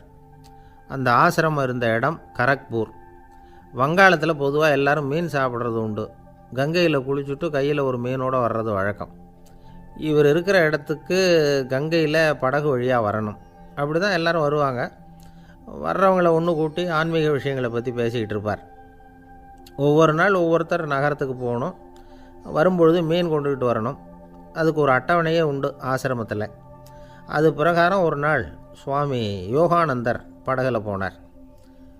படகை செலுத்தினவங்க ராமகிருஷ்ணரையும் சுவாமி யோகானந்தரையும் மற்றவங்களையும் பித்தர்கள் அப்படின்னு சொல்லி ஏளனமாக பேசினாங்க. அவங்க என்ன பைத்தியம் பிடிச்சவங்க அப்படிங்கிறது மாதிரி. சுவாமி யோகானந்தருக்கு ரொம்ப மென்மையான இதயம். இவங்க இப்படி கண்ணாபின்னான்னு பேசுகிறத பார்த்தா மீனை வாங்கிட்டு திரும்புகிறப்போ என்ன நடக்குமோ அப்படிங்கிற பயம் வேறு வந்துட்டுது அவருக்கு. அவ்வளவு மென்மையானவர். இதை தெரிஞ்சுக்கிட்ட ராமகிருஷ்ணர், யோகானந்தா இங்கே வா அப்படின்னு கூப்பிட்டார். இவர் கண்ணீரை தொடச்சிக்கிட்டே கிட்ட போனார். சொன்னார், ஐயா, படகு ஓட்டுறவங்க உங்களை பற்றி மோசமாக பேசுகிறாங்க. என்ன திட்டினா பரவாயில்ல, ஆனால் உங்களை அவங்க திட்டுறாங்க. அதை என்னால் தாங்கிக்க முடியல அப்படின்னார். இதை கேட்டதும் ராமகிருஷ்ணருக்கு கோபம் வந்துட்டு தான். என்னது, உன்னுடைய குருவை பற்றி அவங்க மோசமாக பேசும்பொழுது நீ சும்மா இருந்தியா? வெளியில் போ அப்படின்னு விட்டார். குரு நிந்தனை செய்கிறப்போ அதை கேட்டுக்கிட்டு சும்மா இருக்கலாமா? குரு நிந்தனையை கேட்டால் பாவம் இல்லையா? என்னை தூற்றும் போது அவங்க பாவம் செய்கிறாங்க. அதை கேட்டுக்கிட்டு நீ சும்மா இருந்தால் நீயும் பாவம் செய்கிற அப்படின்னாராம். அடுத்த நாள் சுவாமி நிரஞ்சனானந்தர் போக வேண்டிய நாள். இவர் படகுல போகும்பொழுதும் அதே மாதிரி நடந்து தான். அவங்க மோசமாக பேச ஆரம்பித்தாங்க, திட்ட ஆரம்பித்தாங்க. அப்படி கேலி பண்ண ஒருத்தனை இவர் என்ன பண்ணார், பலார்னு கன்னத்தில் அரைஞ்சிட்டார். இன்னொருத்தனை கங்கையில் தூக்கி எறியறதுக்கும் தயாராகிட்டார். அதுக்கப்புறம் அவங்க யாரும் வாயை திறக்கலை. மீன் வாங்கிட்டு வர்றப்பவும் படகுல ஒரே அமைதி. அவ்வளவு பயம் அவங்களுக்கு. ராமகிருஷ்ணர் கூப்பிட்டு விசாரித்தார் என்ன நடந்ததுன்னு. இவர் சொன்னார், அவர் யோகானந்தா போகும்பொழுது என்ன நடந்ததோ அப்படியே தான் இப்போவும் நடந்தது. குரு நிந்தனை செய்கிறத கேட்டுக்கிட்டு நான் சும்மா இருப்பேனா? ஒருத்தனை அப்படியே அரைஞ்சுட்டேன், இன்னொருத்தனை ஆற்றுல தூக்கி போட்டுருவேன்னு பயமுறுத்தினேன், அவ்வளவுதான் அப்படின்னாராம். இப்போவும் ராமகிருஷ்ணருக்கு கோபம் வந்துட்டு தான். என்ன இது, அணியறது காஷாயம், இருக்கிறது ஆசிரமம், உனக்கு இவ்வளவு கோபம் வந்ததுன்னா அப்புறம் என்னத்துக்கு ஆசிரமத்தில் இருக்கணும்? பிரம்மச்சாரி எப்பவும் அமைதியாக இருக்கணும் அப்படின்னு அறிவுரை சொன்னாராம் ராமகிருஷ்ணர். அப்போ இவர் கேட்டாராம், ஏங்க அவருக்கு ஒரு விதமான அறிவுரை சொன்னீங்க, எனக்கு வேறு விதமாக அறிவுரை சொல்கிறீங்க, இதில் எது உண்மை அப்படின்னு கேட்டிருக்கார். இதுக்கு ராமகிருஷ்ணர் சொன்ன பதில் என்னென்னா, அட அசடே, சக்கரத்தில் காற்று அதிகமாக இருந்தால் குறைக்கணும், குறைச்சலாக இருந்தால் கூட்டணும். அவன் சாது, அவனுக்கு அதிக உணர்ச்சி தேவை, உனக்கு படபடப்பு அதிகம், உனக்கு பொறுமை தேவை அப்படின்னாராம். இதில் உள்ள கருத்து என்னென்னா, கல்விங்கிறது எப்படின்னா அதை சூழ்நிலைக்கு தகுந்த மாதிரி கற்பிக்கணும். எல்லாருக்கும் ஒரே மாதிரி கற்பிக்கக்கூடாது. கேட்குறவர் தகுதி, புரிஞ்சுக்கிற திறமை, இதை பொறுத்து கல்வி அமையணும். ஆரம்ப காலத்தில் ஒரு குரு, அப்போ ஒரு சீடன் இருந்தான். அது வேடிக்கையான குரு, வேடிக்கையான சீடன். ஒரு ஆசிரமம். ஒரு நாள் ஒருத்தன் அவசரமாக அந்த குருவை தேடி வந்திருக்கிறான். என்ன விஷயம்னு விசாரித்தார் குரு. உங்கள் சீடர் என்னை அடிச்சுட்டார் அப்படின்னு புகார் பண்ணானான் அந்த ஆள். குரு சீடனை கூப்பிட்டார். அடிச்சியா இந்த ஆளை அப்படின்னு கேட்டாரான். ஆமான் இருக்கான் சீடன். ஏன் அடிச்சே அப்படின்னு கேட்டாரான். இந்த ஆள் உங்களை பற்றி மட்டமாக பேசிவிட்டான், என்னால் அதை தாங்கிக்க முடியல, அதனால தான் அடிச்சுட்டேன்ருக்கான். அப்படி என்ன பேசினான் அப்படின்னு கேட்டாரான். உன்னுடைய குருநாதர் இப்போல்லாம் அர்த்தமில்லாமல் பேச ஆரம்பிச்சுட்டார் அப்படின்னு சொல்லிவிட்டான், அதனால தான் அடிச்சுட்டேன் அப்படின்னானான். அதுக்காக அடித்தே அப்படின்னாரான். நான் அதுக்காக அடிக்கலை குருவே, இப்போல்லாம் நீங்கள் அர்த்தம் இல்லாமல் பேசுகிறதாக அவன் சொல்கிறான், அப்படின்னா இதுவரைக்கும் நீங்கள் அர்த்தத்தோடு பேசினதாகத்தானே அர்த்தம், அது தப்பு தானே, அதனால தான் அடித்தேன் அப்படின்னானான். ஒரு பெரியவர் உட்கார்ந்துருக்கிறார். அவரை சுற்றி அவருடைய தோழர்கள் உட்காந்துருக்கிறாங்க. ஏதோ ஒரு முக்கியமான செய்தியை அவர் அவங்களுக்கு சொல்லிகிட்டு இருக்கிறார். அவங்களும் ஆர்வமாக கேட்டுக்கிட்டு இருக்கிறாங்க. இந்த சமயத்தில் யாரோ ஒரு ஆள் வேகமாக அங்கே வர்றார். வர்ற வேகத்திலேயே எனக்கு ஏதாவது உதவி செய்யுங்க அப்படின்னு கேட்டுக்கிட்டே வர்றார். கேட்குறது உதவி, ஆனால் குரல் மிரட்டுறது மாதிரி இருக்குது, அதட்டி கேட்குறது மாதிரி இருக்குது. இதை கேட்டதும் அந்த பெரியவர் ஆத்திரப்படலை. ஆனால் அவரை சுற்றி இருந்தவங்க ஆத்திரப்பட்டாங்க. இதை பெரியவர் கவனித்தார். கொஞ்சம் அமைதியாக இருங்கன்னார். வந்தவரை கூப்பிட்டார். அவருக்கு சில பொருள்களை கொடுத்தார். என்னங்க இப்போ உங்களுக்கு மகிழ்ச்சி தானே அப்படின்னார். ஆ அப்படின்னு அலட்சியமாக அவர் சொல்கிறார். நான் உங்களை நல்ல முறையில் நடத்தினேன்னா அப்படின்னு கேட்குறாரு அவர் மறுபடியும். அதெல்லாம் ஒன்றும் இல்லை அப்படின்னு சொல்லி அவர் சொல்லிகிட்டு இருக்கிறாரு. குரலில் கடுமை குறையில. சுற்றி இருந்தவங்களால் இதை பொறுத்துக்க முடியல. கோபத்தோடு அவரை நோக்கி நெருங்க ஆரம்பித்தாங்க. பெரியவர் அவங்களையெல்லாம் தடுத்து நிறுத்தினார். வந்தவரை வாங்க என்னோட அப்படின்னு சொல்லி அழைச்சிட்டு போனார். வீட்டுக்கு போனார். அங்கே போனதும் இன்னும் சில பொருள்களை எடுத்து அவர்கிட்ட கொடுத்தார். இப்போ திருப்தி தானே, நான் உங்ககிட்ட நல்ல முறையில் நடந்துக்கிட்டேனா அப்படின்னார். அவர் முகம் இப்போ தான் கொஞ்சம் மலர்ந்தது. ரொம்ப நன்றி, இறைவன் உங்கள் குடும்பத்துக்கு எல்லா நன்மைகளையும் செய்வான் அப்படின்னு சொன்னார். இதே வார்த்தைகளை என்னுடைய தோழர்கள்கிட்டே சொல்லிட்டீங்கன்னா அவங்க கோபம் தணிஞ்சிரும், வர முடியுமான்னார். கண்டிப்பாக வர்றேன் அப்படின்னாரு. மறுநாள் காலையில் அந்த இடத்துக்கு வந்தார். அதே மாதிரி சொல்லிவிட்டு அவர் போயிட்டார். தோழர்கள்லாம் ரொம்ப வியப்போடு பெரியவரை பார்த்தாங்க. அந்த பெரியவர் தான் நபிகள் நாயகம். அவர் சொன்னார், ஒருத்தன் ரொம்ப ஆசையாக ஒரு ஒட்டகத்தை வளர்த்துக்கிட்டு வந்தான். ஒரு நாள் அந்த ஒட்டகம் கயத்தை அறுத்துக்கிட்டு ஓடி போயிட்டுது. அக்கம் பக்கத்தில் இருக்கிறவங்கெல்லாம் அந்த ஒட்டகத்தை பிடிக்கிறதுக்கு முயற்சி பண்ணாங்க. அதை துரத்திக்கிட்டு ஓடினாங்க. ஒட்டகம் தாறுமாறாக ஓட ஆரம்பிச்சுது. இந்த சமயத்தில் ஒட்டகத்தை வளர்த்தவன் அங்கே ஓடி வந்தான். நீங்கள் அதை ஒன்றும் செய்ய வேணாம், விட்டுருங்க. அதோட சுபாவம் எனக்கு நல்லா தெரியும். அதை சுலபமாக என்னோடய வழிக்கு கொண்டுட்டு வந்துட முடியும். நான் பார்த்துக்கிறேன், விட்டுருங்க அப்படின்னா. எல்லாரும் விலகி போயிட்டாங்க. இவன் என்ன செஞ்சான் தெரியுமா? கொஞ்சம் புல்லை கையில் எடுத்துக்கிட்டு அந்த ஒட்டகத்தை நெருங்கினான். அவ்வளவுதான். அது ஓடி இவன் காலடியில் உட்காந்துக்கிட்டது. செல்லமாக அதை அப்படியே தடவி கொடுத்தான். முதுகில் ஏறி உட்காந்துக்கிட்டான். அது பாட்டுக்கு சாதுவாக நடந்து போகுது. இந்த கதையை நபிகள் நாயகம் தம்முடைய தோழர்களுக்கு சொல்கிறார். ஒட்டகத்தை மட்டும் இல்லை, சில மனிதர்களையும் கூட சில விதத்தில் அணுகி தான் அவர்களை சீர்திருத்த வேண்டியிருக்குது அப்படிங்கிறத அவங்களுக்கு உணர்த்தினார். இது ஒரு அழகான உளவியல் அணுகுமுறை. சில குடும்ப தலைவர்கள் கூட இந்த ஒட்டகம் மாதிரி நடந்துக்கிறது உண்டு. அப்புறம் அடங்கி போகிறதும் உண்டு. ஒரு குடும்ப தலைவர் காலையில் எழுந்திரிச்சதுலேருந்து சத்தம் போட்டு கத்திக்கிட்டு இருப்பார். பக்கத்தில் இருந்தவங்கெல்லாம் ஓடி போய் சமாதானம் பண்ணி பார்த்தாங்க. அவர் ஓயறது மாதிரி தெரியல. கடைசியில் அவர் மனைவி வந்தாங்க. நீங்கள் எல்லாம் விலகி போயிடுங்க, அவர் சுபாவம் எனக்கு தெரியும், நான் பார்த்துக்கிறேன் அப்படின்னாங்க. சரின்னு எல்லோரும் போயிட்டாங்க. சாயந்தரமாக பார்க்குறாங்க, அவர் சத்தம் இல்லாமல் ஒரு மூலையில் உட்காந்துருக்கிறார். ரொம்ப சாதுவா. ஆச்சரியமாக இருந்தது. என்னம்மா பண்ணீங்கன்னு கேட்டாங்க. அது ஒன்றும் இல்லைங்க, ஒரு வேளை சாப்பாட்டை நிறுத்தினேன், பட்னி போட்டேன், அவ்வளவுதான் அப்படின்னாங்க அந்த அம்மா. ஒரு ராஜா ஊரெல்லாம் சுற்றி பார்த்துட்டு வரலாம்னு ஒரு நாள் புறப்பட்டு போனார். ஒரு இடத்துல தறி நெசவு வேலை ரொம்ப மும்முரமாக நடந்துக்கிட்டு இருந்தது. ஒரு பெரியவர் தறியால் நெசவு வேலை செஞ்சுக்கிட்டு இருந்தார். பக்கத்தில் ஒரு அழகான பொண்ணு உட்காந்து நூலை சுற்றிக்கிட்டு இருக்குது. ராஜா அந்த பெரியவரை பார்த்து யார் இந்த பொண்ணுன்னு விசாரித்தார். ராஜா அப்படி கேட்டதும் அவருக்கு ரொம்ப பெருமையாக போயிட்டுது. ஏன்னா உட்காந்துருந்தது அவரோட மகள். அரசே, இது என்னுடைய மகள். இவ வேகமாக நூல் தெரிக்கக்கூடியவள். வைக்கோலை எடுத்து இவ தெரிச்சா கூட அது எல்லாம் பவுனிழையாக வெளியில் வரும் அப்படின்னு ஒரு ராசி இவளுக்கு அப்படின்னு ரொம்ப பெருமையாக ராஜா கிட்ட சொன்னார். ராஜா இதை கேட்டதும் அசந்துட்டார். அப்படியா, இவ்வளவு அழகும் சாமர்த்தியமும் உள்ள இந்த பொண்ணு என்னோட வரட்டுமே, இவளை என் மருமகளை ஆக்கிக்கிறேன் அப்படின்னார் ராஜா. அந்த பெரியவருக்கு ஒன்றும் புரியல. ஏதோ கொஞ்சம் பெருமையாக சொல்ல போக அது இப்படி ஆயிட்டுதே அப்படின்னு கவலைப்பட்டார். இருந்தாலும் ராஜா பேச்ச தட்ட முடியுமா? மகளை அனுப்பி வச்சுட்டார். ராஜா அந்த பொண்ணை அரண்மனைக்கு அழைச்சிட்டு வந்தார். அங்கே ஒரு அறையில் வச்சு பூட்டி விட்டார். அந்த ரூமு நிறைய வைக்கோலை கொண்டாந்து போட்டு அடைச்சாங்க. 3 ராட்டைகள் வேறு வச்சுருந்தாங்க. நாளைக்கு பொழுது விடியறதுக்குள்ளே நீ இந்த வைக்கோலையெல்லாம் தங்க இழைகளாக மாற்றி காட்டணும். நாளைக்கு காலம்புற நான் இந்த அறை கதவை திறப்பேன். உன் தகப்பன் சொன்னது மாதிரி எல்லாம் தங்கமாக மாறி இருக்கணும், இல்லைன்னா நீ உயிர் தப்ப முடியாது அப்படின்னு உத்தரவு போட்டார். பாவம் அந்த பொண்ணு என்ன பண்ணும், பகல் பூரா அழுதுகிட்டே உட்காந்துருக்குது. ராத்திரி பூராவும் தூக்கம் வரல. மறுநாள் அதிகாலை நேரத்தில் யாரோ கதவை தட்டுற சத்தம் கேட்டுது. பயந்துக்கிட்டே கதவை திறக்கிறா. திறந்து பார்த்தா வெளியில் 3 அவலட்சணமான பெண்கள்.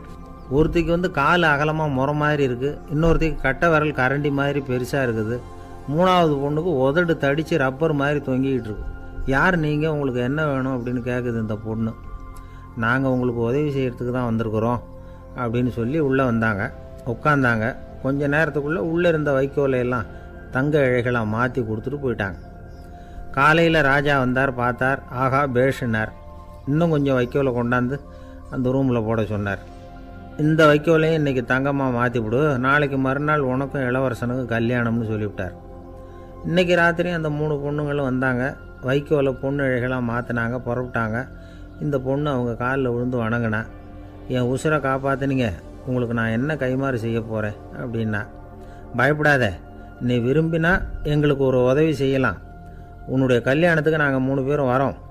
நீ எங்களை வரவேற்று ராஜாக்கிட்டேயும் இளவரசர்கிட்டையும் நாங்கள் உன்னோட பெரியப்பா பொண்ணுங்கன்னு சொல்லி அறிமுகப்படுத்தி வை, நாங்கள் விருந்து சாப்பிட்டுட்டு போயிடுறோம் அப்படின்னாங்க.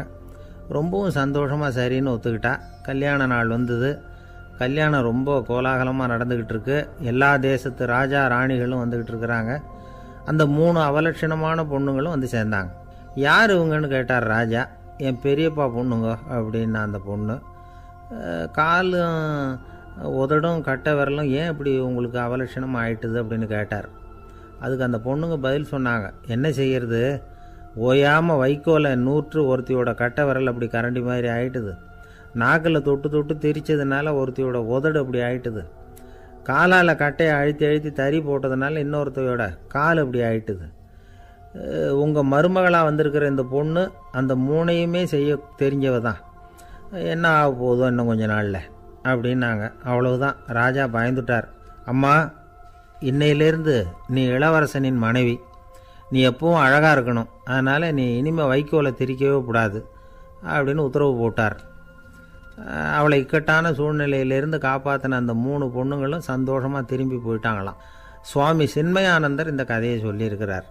தன்னலம் மறந்து சுயலாபத்தை தியாகம் செய்கிறது வைக்கோல்லிருந்து தங்க இழையை நூக்கிறது மாதிரி அப்படிங்கிறார் அவர். அது இருக்கட்டும், இப்போ நம்ம கதைக்கு வருவோம். ஒரு ராஜா தன்னோட மகனுக்கு சுயவரம் நடத்தினார். எல்லா தேசத்திலிருந்தும் ராஜகுமாரர்கள் வந்திருந்தாங்க. ராஜகுமாரியை கல்யாணம் பண்ணிக்கலாம்ங்கிற ஆசையில் சுயம்பர மண்டபத்திலேருந்து எல்லா ராஜகுமாரர்களும் அலறி அடிச்சுக்கிட்டு வெளியில் ஓடி வந்துக்கிட்டு இருக்கிறாங்களாம். ஏன் இப்படி எல்லாரும் மிரண்டு போய் ஓடி வர்றாங்கன்னு கேட்டார் ஒருத்தர். அதுக்கு இன்னொருத்தர் விவரம் சொன்னார். ராஜகுமாரியை இன்றைக்கி தான் அவங்க நேரில் பார்த்தாங்களாம், அதுதான் அப்படி ஓடி வந்துக்கிட்டு இருக்கிறாங்க அப்படின்னார். ஒரு தடவை நாரதர் ஒரு தெரு வழியாக போய்கிட்டு இருந்தார். வழியில் ஒருத்தர் வேத சாஸ்திரம்லாம் படிச்சுக்கிட்டு உட்காந்துருந்தார். அவர் நாரதரை பார்த்து எங்கே போயிட்டுருக்குறீங்கன்னு கேட்டார்.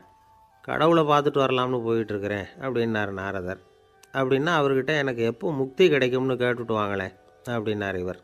சரி கேட்டு வரேன் அப்படின்னு சொல்லிவிட்டு நாரதர் நடந்தார். கொஞ்சம் தூரத்தில் ஒரு மரத்தடியில் ஒரு தொழிலாளி செருப்பு தைச்சிக்கிட்டு உட்காந்துருந்தார். அந்த ஆளும் அதே மாதிரி கேட்டுக்கிட்டார். எனக்கு எப்போ முக்தி கிடைக்கும்னு கடவுள்கிட்ட கேட்டுக்கிட்டு வாங்களேன்னார். அவர்கிட்டையும் சரின்னு சொல்லிவிட்டு நாரதர் நேராக வைகுண்டத்துக்கு வந்து சேர்ந்தார். கடவுளை பார்த்தார். இவங்க 2 பேரும் சொல்லி அனுப்பின விஷயத்தை பற்றி கேட்டார். அதுக்கு கடவுள் சொன்னார், அந்த செருப்பு தைக்கிற தொழிலாளி உடல் நீத்ததும் உடனே என்னை அடைவான். ஆனால் அந்த சாஸ்திரம் படித்த ஆள் இப்போதைக்கு என்கிட்ட வந்து சேர மாட்டான். அவன் இன்னமும் பல பிறவிகள் எடுத்து அங்கேயே இருக்க வேண்டியிருக்குது.